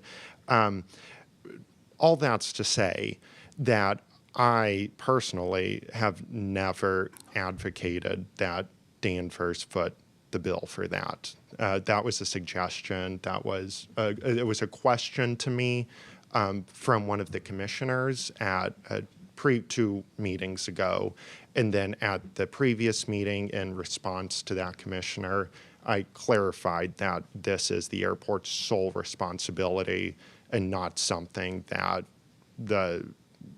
I that the town of Danvers ought to be responsible for. The town of Danvers hasn't been found responsible for it.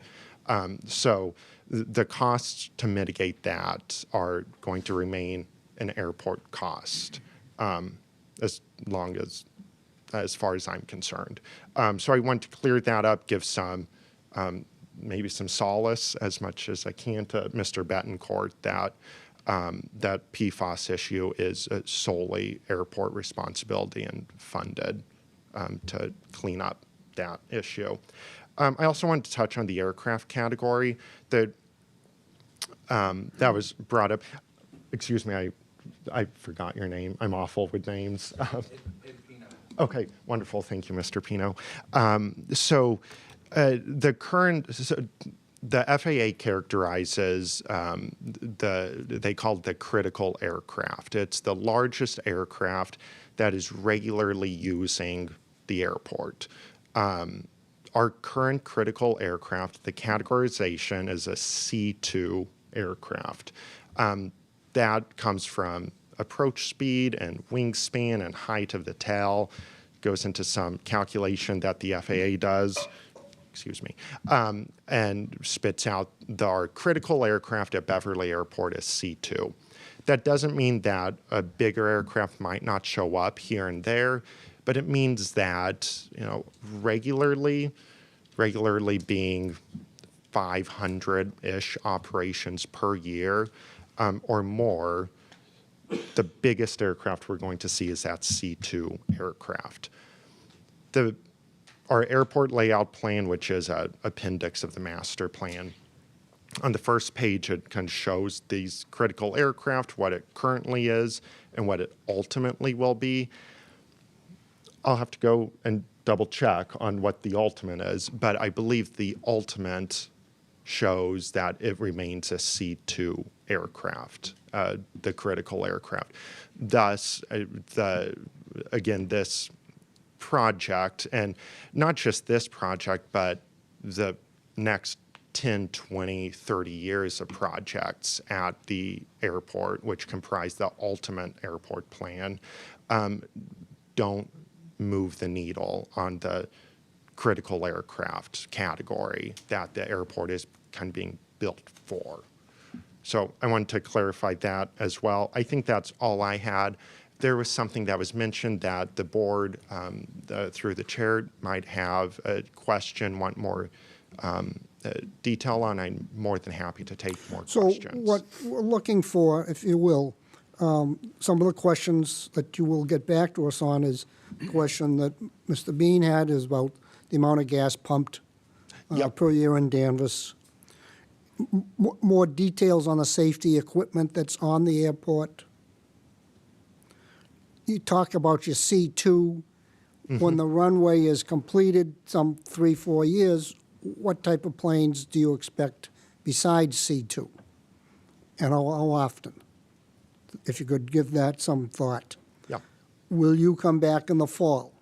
I'd be happy to. Okay, I know we had some problem in September because our meeting was a conflict for you because we had elections on Tuesday, so I appreciate that. And other things have happened in the meantime. Correct. So I think I was getting... in the hospital with a newborn at right, that so time. that was, we understand that. That's great.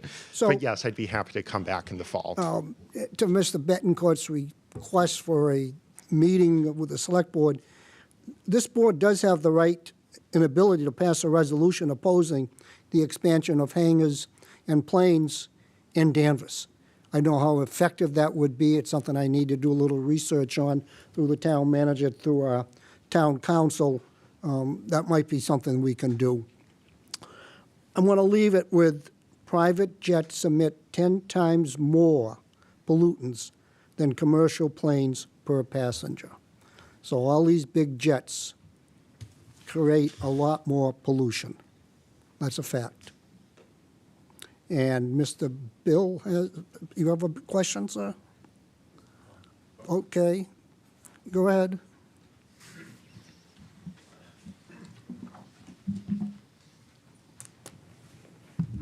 Again, Bill Bradstreet, town meeting member. I come to meetings, I listen. one of the things I like to ask or state is that the town needs to be proactive, not reactive. And it sounds to me like what's happening tonight is it's reactive. And as I believe some of the speakers have said, the town needs to take the reins and be proactive. Please, I know I ask you to tell me you're working on it, but please be proactive. Thank you. Thank you, Bill. Gabe, yes, D? I don't know if we. Okay. Sure, at the microphone.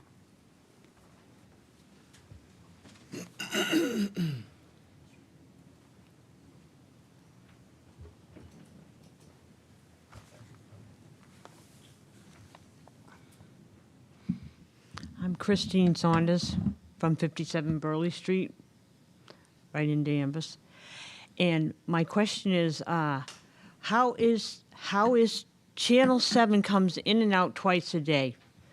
Are they doing anything to process different times, their traffic? That's it. They're the traffic helicopter, and they fly in and out. Is when there is an emergency on 128, they also come out and do the news on what's going on. If there's a shutdown or an emergency somewhere, that is a good thing to keep the people informed. I've been myself in Danvers 45 years. I've been on one side of town, and now I'm over on the airport side. Right now, my children are grown, and there's only me. So I said, maybe I should say something about that helicopter, but it is a good thing that that is happening because it informs the public as to what's going on. I mean, you can see them. They come in and out, and they come all hours. They do mostly the traffic. But I like having it there because if there's an emergency, they're there. And in the police department, it has been great when it's been different things in town happening at the high school. And that's what I worry, because I said now it's between you're off the traffic, but you're still in News 7 or News 5 or whoever's flying there. So we know publicly what is happening because it will hit the news. We knew about the murder over there behind the high school. We learned about something on the trails. We've learned about different things. And it's good to be informed. It is good to be informed of what's going on. We also have a lot of, if there's still noise, there's a lot of noise driving the wildlife toward my backyard. And that's another problem that I'm having. Raccoons, I'm having coyotes, and there is a timber wolf there. You know, so something's driving these animals out because they have no wild wetlands at all to be in. So, and at one point, I heard I got information that there were foxes in the area. And because of the elementary school, you know, you're able to have the animal officer and the police come in, and what they're doing is they're feeding the foxes further down in the field behind Cherry Hill Office Park, which is good because it's keeping them over there. But is there more of them? That's the thing. It's, you know, there's little news things, and it's also on the Danvers Police log, the internet. So they do report small things. But if it's going to be a danger to the children going up at 7 in the morning or coming back at 3, I'm seeing wildlife. And they walk right down the middle of Burley Street. Deer, moose, all kinds of animals are out. And people walk at 5 a.m. in our development, and they could be in danger. So as far as really, the airport is good for information. I will say that. But Thank you. That is good. That's all I have to say. Good, thank you. Did you ever hear Mark? of a moose in Danvers? Not yet. Did tonight. Okay. Last, last comment, I hope. What I heard tonight is that there is proactive action that can take place. And what you just mentioned recently, just a few minutes ago, is that somebody needs to stand up and defend the residents of Danvers that are being affected by the expansion of the airport. And a resolution by the Board of Selectmen would be a wonderful idea, because this will be the optimum time to send some kind of a message that Danvers does count in this organization. Right now, we have 2 members, and we should probably renegotiate that as well. So I do encourage, and I will write one for you if you want, for a resolution to curtail I would the never development. prevent you from writing anything, but we'll have our town You won't council let me write review it. You won't let me write No, it? you can write it. Ah, that's too bad. See, I got the whole book here on Beverly Airport. Thank you, Mark. Okay, folks, Gabe and Rick, thanks again for coming. We'll see you in the fall. Chairman, I have Yes. a couple follow-ups for the commissioner. And Oh, sure. yes, and this might be a curveball, but I forgot to ask earlier. When I was in Riviera, Massport soundproofed my house and gave me a room. I forgot what they call it. I have no idea how it happened. There were residents that were complaining about noise because I was on the Logan Airport path, and then someone showed up one day and started assessing things, and it was done perfectly. Like in my master bedroom, 0 noise. Beverly is not that big of an airport, but is Beverly part of Massport? No. So, correct. Beverly is not part of Massport. So what that was, or what that is, it's an ongoing program, as I understand it. It's actually from the FAA. Grant funding from the FAA that goes to Massport to then soundproof neighbors' homes. That is not applicable to Beverly Airport. And now I wish I had my chart with me, my map to show the contours, but the FAA classifies noise at airports on what's called DNL, day-night average. So it's your decibels, but they don't look at a single event on decibel. They don't look at a jet taking off and say, oh, that was 90 decibels, therefore you're going to get, there's a noise issue here. They look at the day-night average of where those decibels are on average for a given spot. If that DNL is 65 or higher and a house falls within it, the FAA says we'll give funds to the airport to go and soundproof that home. Beverly Airport's 65 DNL contour doesn't leave airport property. So there's no homes that fall within Beverly's DNL contour. So therefore, the FAA says we're not applicable to that. Is the 65 only applicable with C2 aircraft, or if you were to get a bigger one? A bigger aircraft could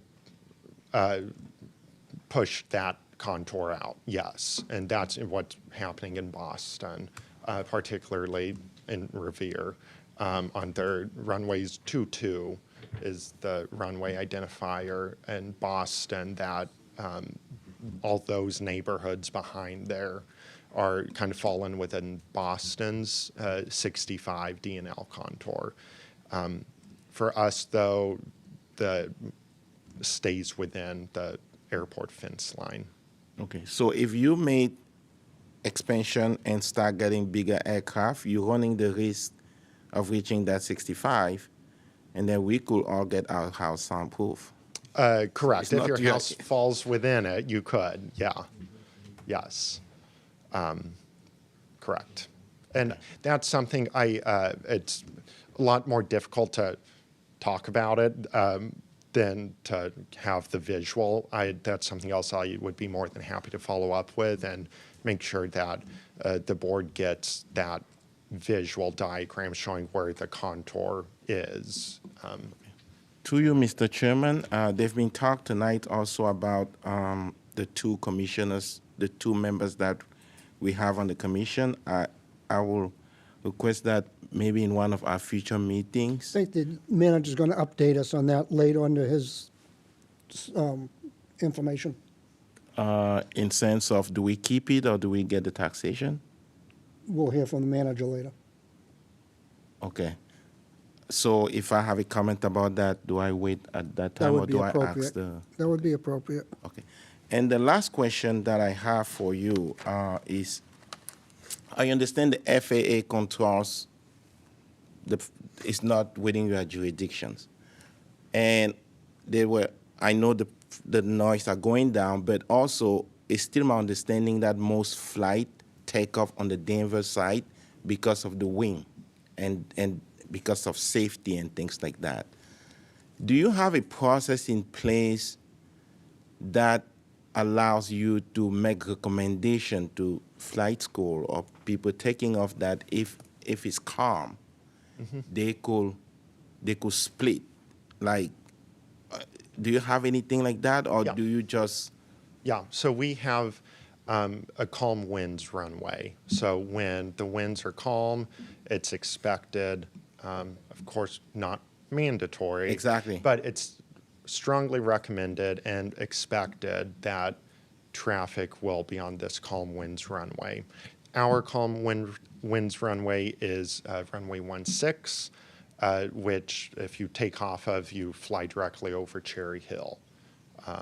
So we try to make that the main runway as best we can and as the wind will allow. Do you think they actually do that, or do you have a way to follow up? I think they do that.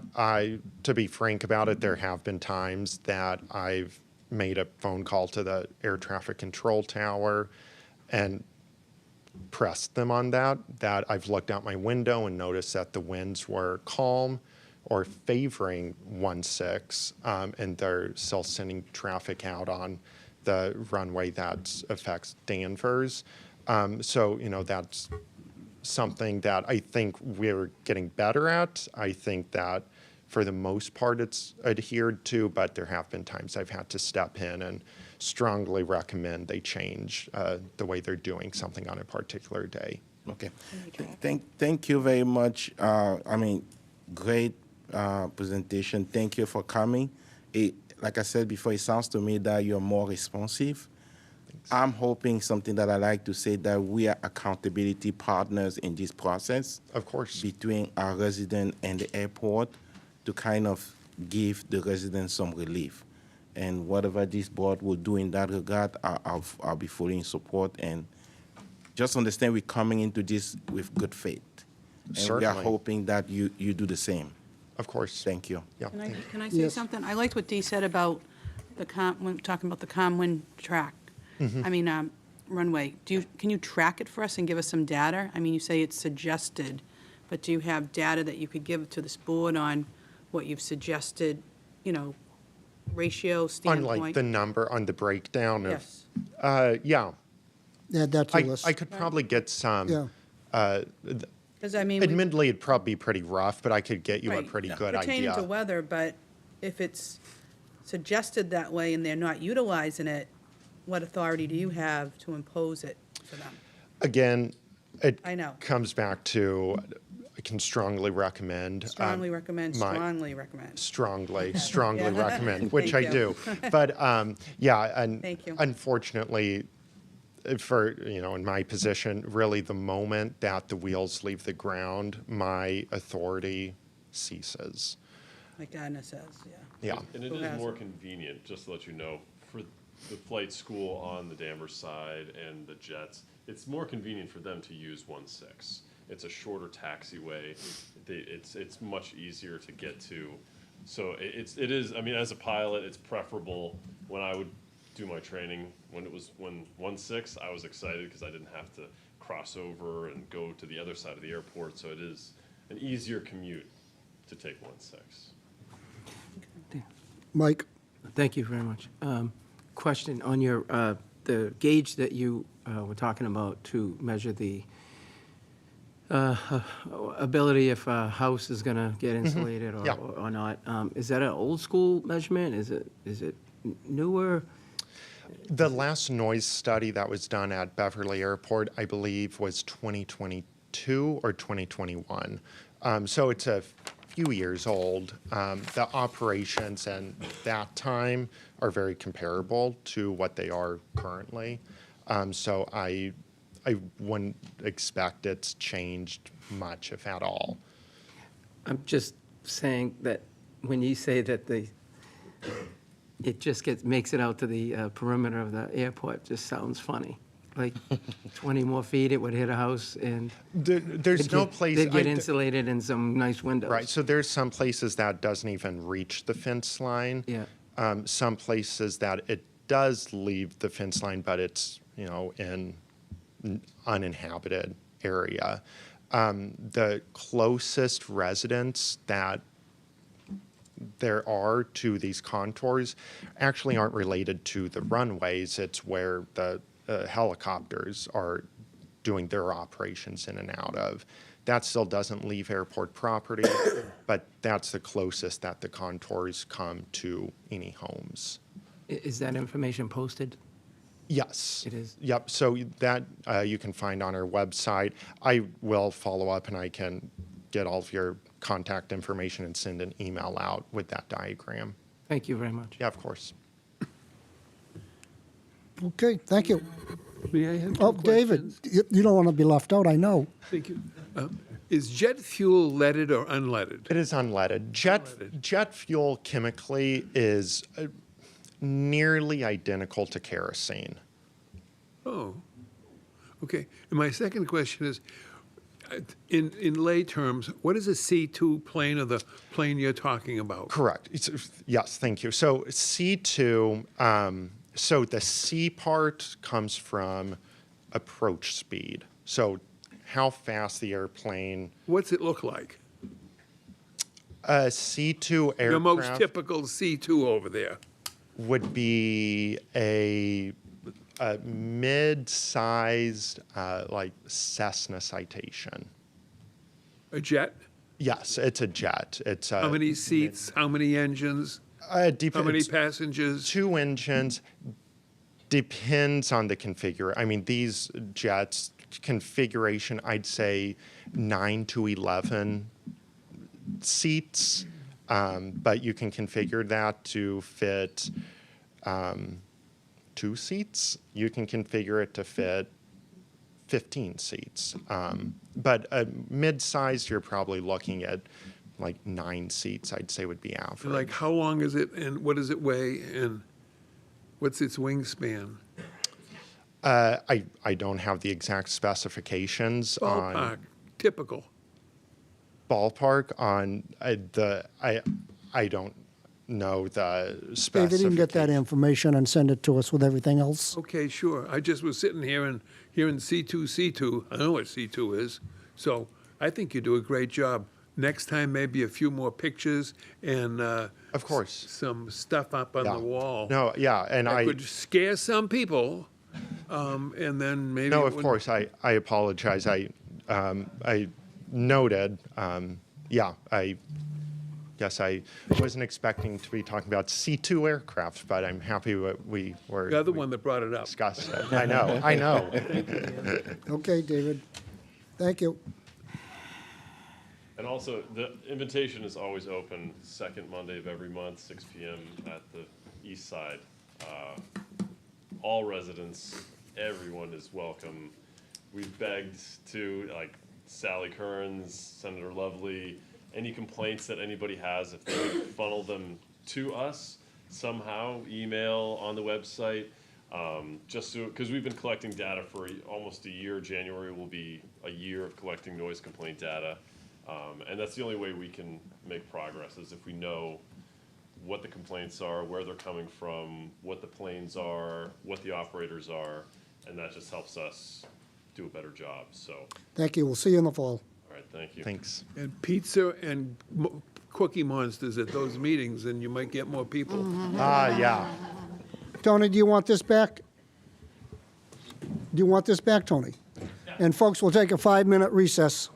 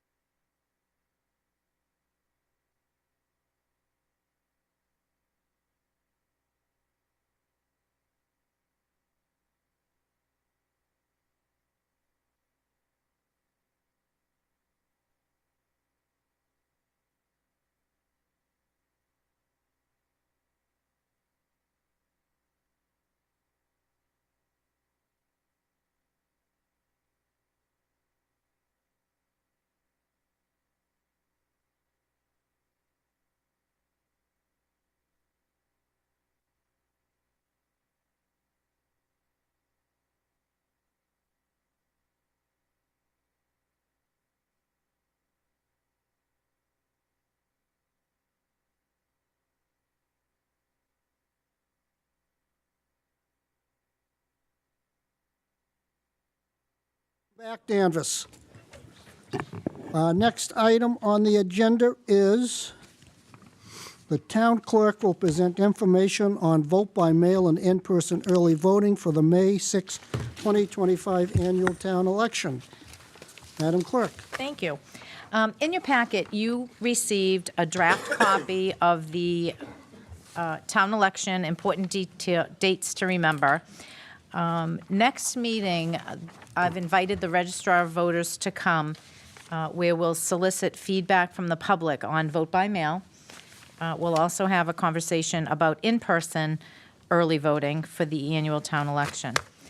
I want to encourage anybody who is interested in running for any open seats to reach out to myself or to Stephanie in my office. We're happy to sit with you, go over the timeline for elections, what the requirements would be, getting nomination papers. This document is available online. We'll update it final once we take a few votes at the next meeting on in-person early and vote by mail. And I wanted to say the town meeting handbook is also available on the town's website under the town meeting section. So if anybody's looking for information on how town meeting works, what the requirements are, all of that, you can find that document online. I also have copies in my office if anybody is interested in that. So for the next meeting on the 7th, we will we'll solicit feedback from the public on vote by mail, and then I'll ask for some votes at that time. And if anybody has any questions at this point, but the majority of the election votes will all take place at the next meeting on the 7th. All right, thanks for the update. Any questions? Nope, hearing none, thank you. Okay. The board will finalize budget goals for fiscal year 2026. Mr. Town Manager? Thank you. Through you, Mr. Chairman. We had provided a draft of this last month. We gotten some feedback. So in front of you tonight is the draft goals and objectives. I know the agenda item does say to finalize, but generally what the board does is obviously provide any edits or comments you have, but then generally we refer that to the school committee and library board of trustees to see if they have any input as well. The long-term and strategic objectives, other than a couple slight adjustments, these stay pretty static year over year, again, being that they're long-term in nature. What we started doing 3 years ago is updating the year-specific budget goals. So for FY26, we've identified 3 specific goals. One is to maintain current staffing and service levels while the town transitions to a new town manager. The second is to ensure the Danvers Police Department has the appropriate funding in place to be fully staffed. And 3 is to provide Danvers Public Schools with resources to continue making progress in areas such as special education. These are in addition to our general goals of providing a balanced budget, but these are 3 that we've identified at a staff level, and we're happy to take any comments or suggestions. Mike? Thank you, Mr. Chairman. To the town manager, I understand we'll be hiring at least 1 HR staff. Is that a goal? So I'm not ready to jump into that too soon right now, but part of that, we have a vacancy right now in the DEI office, and seeing what the long-term and short-term nature of fulfilling that role, as well as the need to provide staff resources to human resources. We'll have a more developed plan as we get into the budget season. And I have an idea, a thought here. I don't know if it's a person or be a consultant, or if it even exists in the world yet. But what I'm learning on the traffic board, and which ties into Bill Bates' presentation tonight, is we could be leaving grant money on the table in all different areas. I don't know that we are. I know that there's lots of grants that come through the town. So I didn't know if it's something we should think about, getting 1 person that would be in charge of researching all grants and whatnot. I know that they come with anchors tied to them, so it's not necessarily that every grant we're going to want to get, but knowing that they're there. And we've talked about in the past about a centralized, unfortunately, a lot of these, we have the staff and the knowledge to apply for grants. So again, if there's a grant that you're aware of that we're not of, please let us know, because obviously we look for every grant opportunity we could. But in terms of staffing to supply the information to procure one of those grants, the staff we have in place right now is pretty good at A, identifying the grants, and B, providing the necessary paperwork, because that's really where the work is, not necessarily identifying a grant, but the voluminous paperwork that goes into submitting. And from public safety to public works to land use, we've been very successful in having staff that's knowledgeable enough to put those documents together. Yeah, and my comment does relate to the electronic signs and whatnot, and how, because when I go to the meetings, Aaron reminds us all the time we have no budget on that board. And, I mean, that's just what it is, but if there's any way to increase money if there's free money out there, you know, if we're not missing it. I have one to talk about in my manager update in a little bit. So. And my last comment was, I think we have to investigate, you know, how to hire more police officers, because just my opinion, I'm sure we could use 3 or 4 people. And that's just my opinion. Thank you. Thank you. David? Thank you, Dan. To just follow up on the slight discussion about grants, I'm on the board down at the YMCA, and the CEO down there is I put it over there because I was swearing earlier tonight. Yeah, pull it close. For example, down at the YMCA, the CEO there is an absolute genius on finding monies and making grants. I also have a cousin. He works for that, some huge think tank that does business with the government, and his specialty is writing grants. And I've often thought, should the town engage either an agency or an organization, or like we get consultants on other things, we might be missing out on millions of dollars worth of available grant monies because we don't know about them. Now, if Rodney just said we have people working on that, I don't know, because... So one of the things, through you, Mr. Chairman, that the state actually launched a few months ago is they have a monthly webinar where they go through state and federal grants to bring it to municipalities' attention. And we have our Assistant Finance Director, Nick Naven, has been sitting in on those calls monthly as well. Okay, so we are attending to it. Absolutely, yeah. Good luck. Thank you. Bill, do you have something pertinent?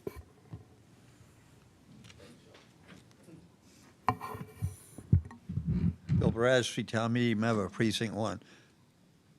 Bear in mind, at least it's been my experience, there's nothing that's free. If we get a grant, it's going to come with strings. And we might not like the strings that are going to be following all of this money that we could use if we could get it, but get it without strings, which I don't think is going to happen. Thank you. David, were you all set? Thank you, Dan. Yeah.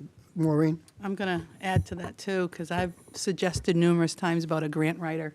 You know, I mean, I know that there's been some retired teachers in the Danvers school systems that were really good at obtaining a lot of grants. Granted, Bill, you know, we don't want the strings attached, but, and Rodney, I can appreciate, you know, through you, Mr. Chair, that we do have staff to do it, but if we had someone, even on a part-time or a per diem or a quarterly basis, something, someone that just really I mean, the town staff does a wonderful job, but they're probably doing 10 different things. If we had someone just focus on one thing, there might be more opportunity to find these. So I'm for that. Are we commenting on these Well, I think numbers? we're talking about the budget goals. Okay, all right. So my budget for the fiscal year 2026 budget goals on number 1, when it says maintain current staffing and service levels while the town transitions to a new town manager. I just wanted to add maybe maintain current staffing in all service levels while the town transitions to a new town manager while maintaining great customer service in all areas for the residents. You know, kind of tweak it a little bit. And then number 2, I had which I agree, ensure the Danvers Police Department has the appropriate funding in place to be fully staffed. And I wanted to add in the fire department as well. I think police and fire should be fully staffed. That would be my suggestion. It's only suggestions. I think we can add fire to Yep. that just as well. I mean, that makes sense. And I do like number 3, naturally, we want to provide Danvers Public Schools with the resources to continue making progress in areas such as special education. I mean, that is definitely a priority. Right. But I'm good. Those are my few changes that I wanted to suggest. Okay, so you brought up 1, so that's one I was going to discuss as well. So I look at this and I wrote it, maintain current staffing, comma, service and hold fees at current levels while the town transitions to a new town manager. My goal is to maintain a reasonable budget.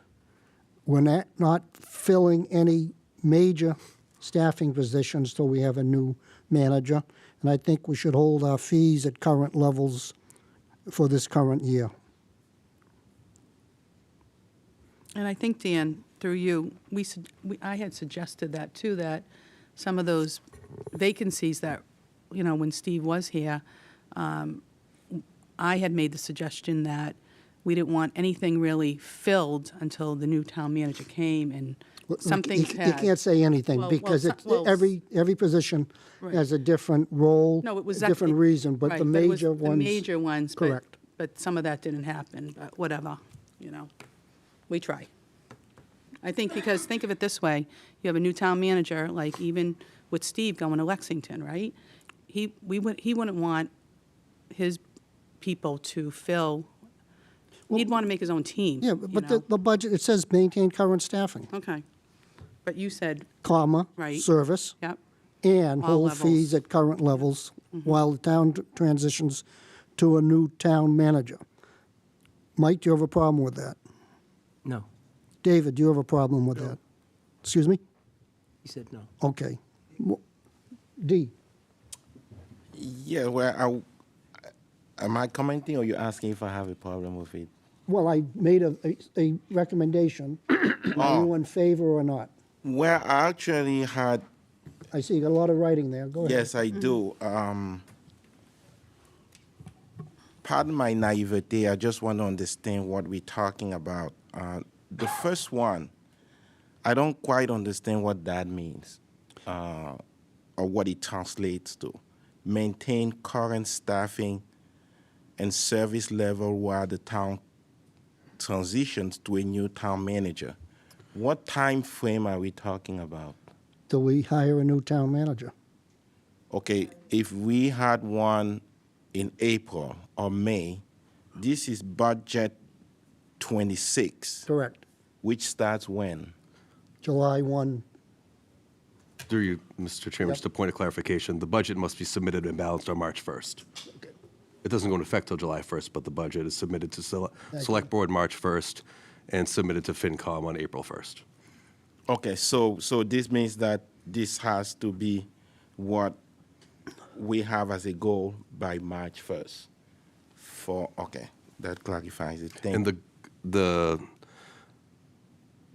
behind the first goal was essentially saying that we're not going to propose significant new positions, significant service expansion without a new town manager being able to weigh in on what direction they'd like that to go. Okay. That's, yeah.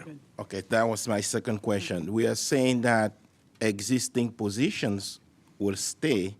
You are not creating new positions. Is that my understanding? Correct. Okay. But if there's a vacancy, because I'm just picturing, it's hard to offer the same services if we keep having vacancies. I mean, you could have 2 or 3 other people resign tomorrow from one department. We don't want to be in a situation where there's nothing we can do because this is what we're saying, we can't hire anyone. I'm having a problem with that. D, if I may, it says maintain, so somebody leaves and you replace them. So that's possible. That's maintaining that staffing level. But that depends on what scenario we can't predict. Okay, but there's still that possibility that if the needs arises, we could fill positions that are needed to continue to offer the services that we want to offer to the residents. Yeah, we have With a not. recommendation from the manager. Yeah, we continue to fill all non-management positions as they become vacant. We need to provide services to the community.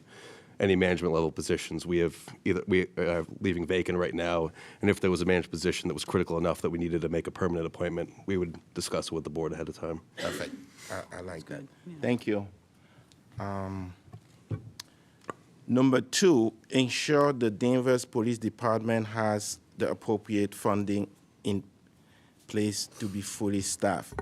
And I know Select Board Member Bean also said we should add a couple more officers.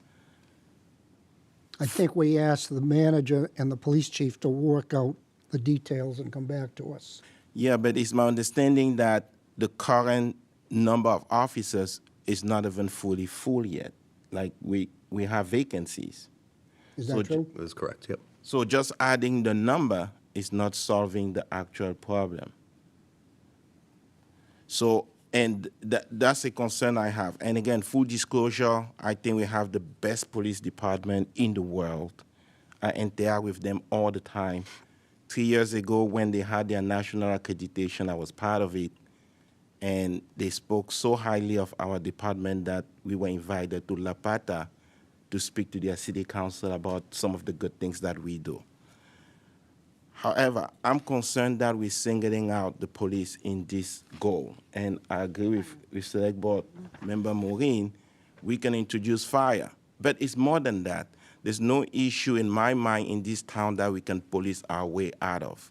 So I would say instead of singling out the police in our budget goal, we talk about supporting public safety and emergency services, because that could include fire, that could include DPW, that could include community engagement in some of these issues that we have. So we don't want to just say we're going to hire more officers, because I don't know how we police our way out of anything. I think the community coming together will be the way to go. So if we want to support public services and emergency services, that is a little more broad than just the police. That would be my suggestion. I like and that. I don't know how you Can I draft it. comment? Yep, Mike? I just want to tell you, my thinking on that wasn't, it is only about the fact that a lot of the people working at the police department have to work a bunch of overtimes as soon as somebody is sick, or if we lose somebody, or whatever the situation is. So you have people working 16 hours, and then 16 hours, and 16 hours. I'm just looking at it as the mechanical part of it. We're not going to police ourselves out of anything, just maintaining a level of getting the quality that we need out of a person for 8 hours instead of having them at 16. They're not as, they're tired. People get tired. It was just that. That's how I was thinking. It wasn't a huge thing. Yeah, and I totally agree with that. But talking about public safety as a general thing, I remember, I think it was Mr. Bate who was talking about, do we really need an officer to direct traffic if we're having constructions?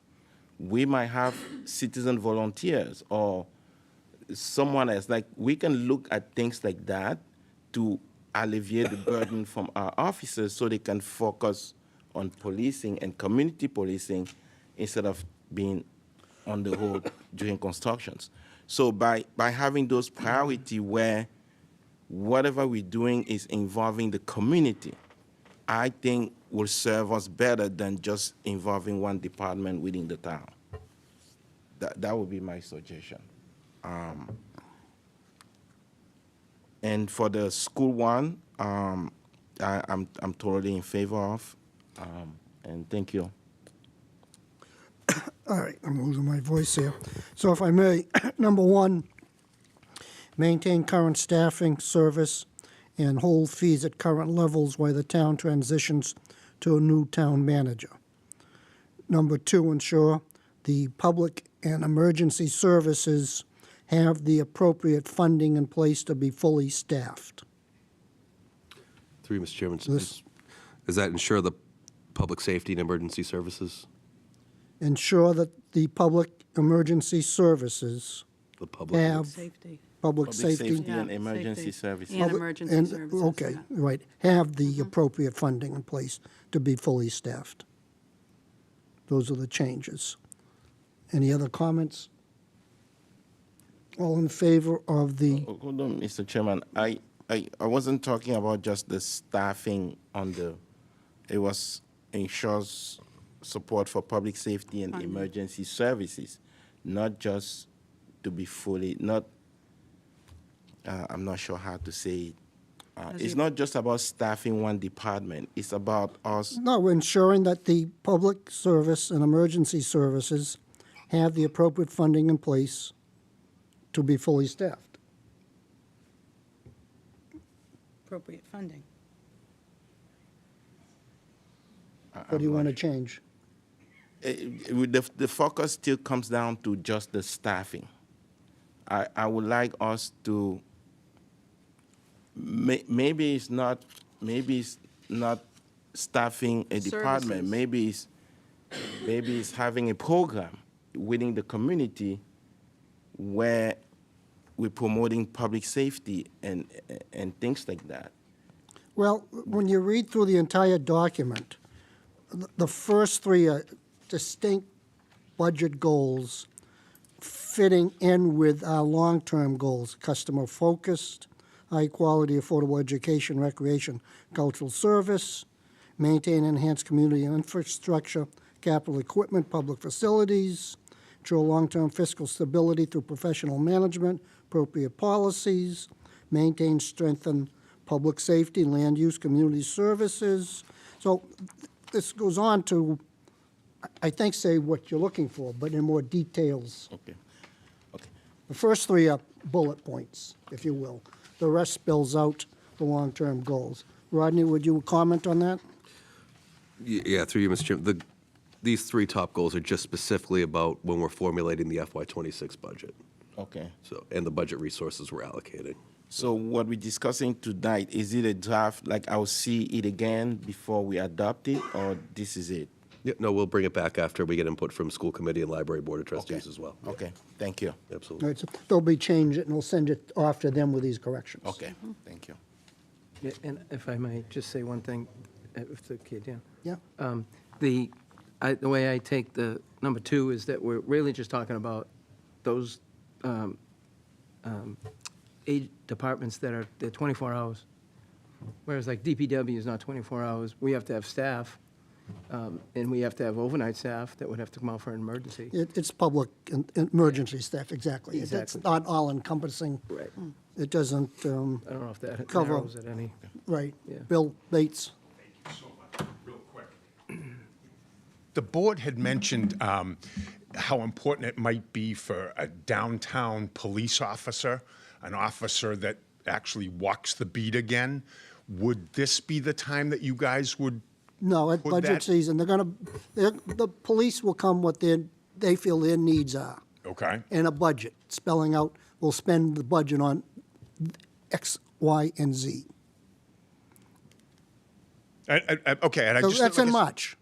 And so that's when we'll do it. Okay, And, thank you. excuse me, Mr. Chairman, through you, didn't Chief Level, he was going to come back in January to give Well, us, that's the update in January. okay. That's not Yeah. the budget hearing. No, but just an update Yep. to like. Bill what Bill would Bates, say. well, you're done. Bill Bradstreet, you had your hand up? No, you're done? You're working on it, okay. So we're all set with these goals? Yes. Yes. Okay? All right, thank you, Rodney. Thank you. The manager will report to the board on various items of interest. Thank you, through you, Mr. Chairman. So exciting grant news, Oh, good. which I didn't realize would be such a hot topic tonight, but we do have some good grant news to report. So for the past couple of years, the Director of Natural Resources, Chris Sanborn, has been discussing a project on doing some work at the Crane River Marina, replacing the access pier, the gangway, float modifications. It's a substantial project. We couldn't fit it in as a warrant article last year, and it wouldn't be likely that we could fit it in this year. However, we did receive information on a potential grant opportunity we pursued through the Seaport Council grant offered by the state, the Seaport Economic Council, and it's chaired by the Lieutenant Governor. And this week, they awarded us that grant. It'll be for $350,000. It requires an $80,000 match.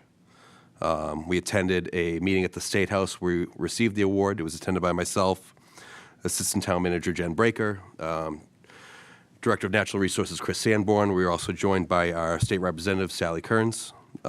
They were very excited for the project, happy to award us, and we'll have further information on timeline on when the project is expected to start, continue, and be completed. But very great news this week for a much-needed project. Thank you. Thank you. You also received information early this afternoon in an email about special town meeting. We're currently scheduled for a potential special town meeting on February 3rd. The current plan would be to hold warrant review at the next Select Board meeting on January 7th, including a vote to close the warrant the following day. There's very preliminary drafts available on the planning section of the website. I emailed you the link, but for anyone watching at home, that's under the planning section of the website with a link to some supporting documents. Again, it's mostly zoning and land use related, but more information to come on that.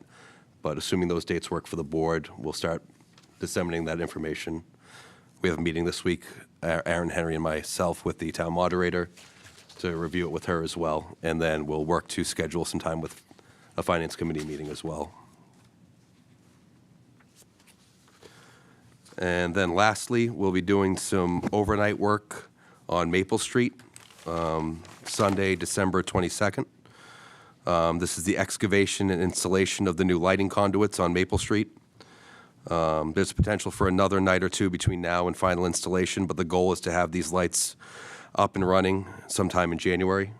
We'll make sure to post the information on social media as well and push it out to all our channels, but we wanted to put that on your radar as well.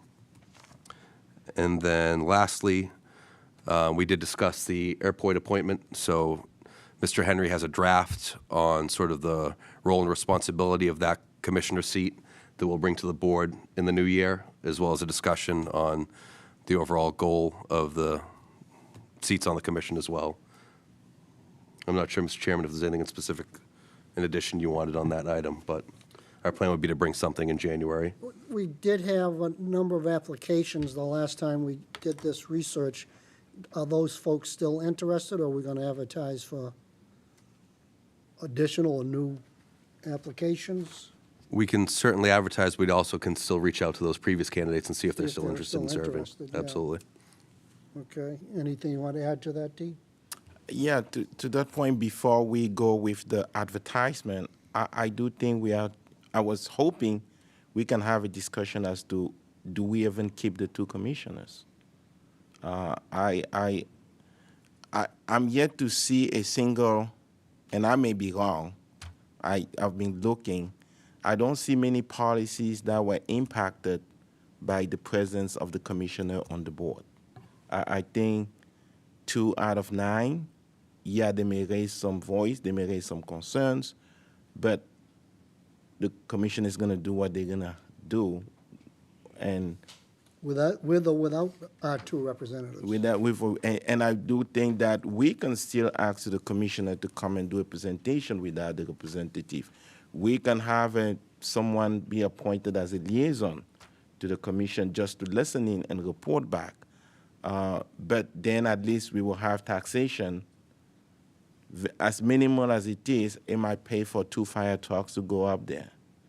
If it's $7,000, we take the money, and then we work through the legislature to see how that can be changed. But I do think that I haven't seen nothing against the commissioners. I think they're awesome. I think they're doing a great job. They're doing the best they can. But I think our advocacy from within is almost tying their hands. Because, yes, they're representing Danvers, but they also have to express a certain level of cooperation within the commission for the best interests of the airport. So it's a little conflicted. If we don't have a commissioner there, then we're only going there for Danvers advocacy work. We don't have the airport interest in mind. Whatever interaction we're having with the airport is not necessarily confrontational, but it is to advocate for Danvers. So, again, whatever. So if I may ask the manager to ask Aaron to finalize that document he's working on and get us a copy sooner rather than later so we can review it and give it some thought, and on January 7th, approve that or approve no commissioners by vote. But at least we'll have a document from Aaron and his experience and expertise on what we're going to ask the commissioners to do. In that time, we can decide which fork in the road to take with a vote, and we'll put that behind us. Okay? Sounds good. So you can read that Christmas Eve.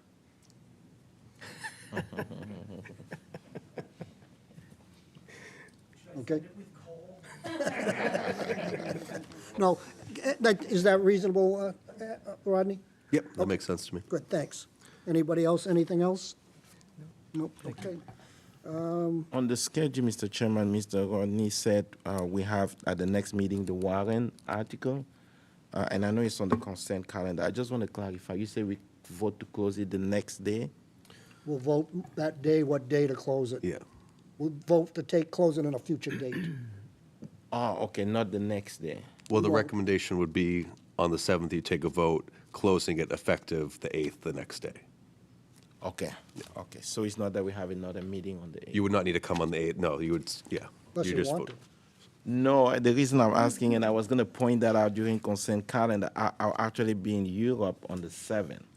So I might join from the screen. I hope so. It's going to be a busy agenda. Yes, so it's fine. It'll be 6 hours different, so it'll probably 3 a.m. there. Yeah. But I'll be on the screen. No, because we'll be 6:30 here. It'll be 3:30, wherever you are. It's 6 hours, so Yeah, whatever, in midnight. the afternoon. No. Or ahead? It's ahead. Oh, I'm sorry to hear that. Okay. All right, on the consent calendar, is there a motion, please? I'll make a motion to approve the consent calendar as presented. Is there a second? Second. Discussion? Hearing none, all in favor? Aye. Aye. Thank you.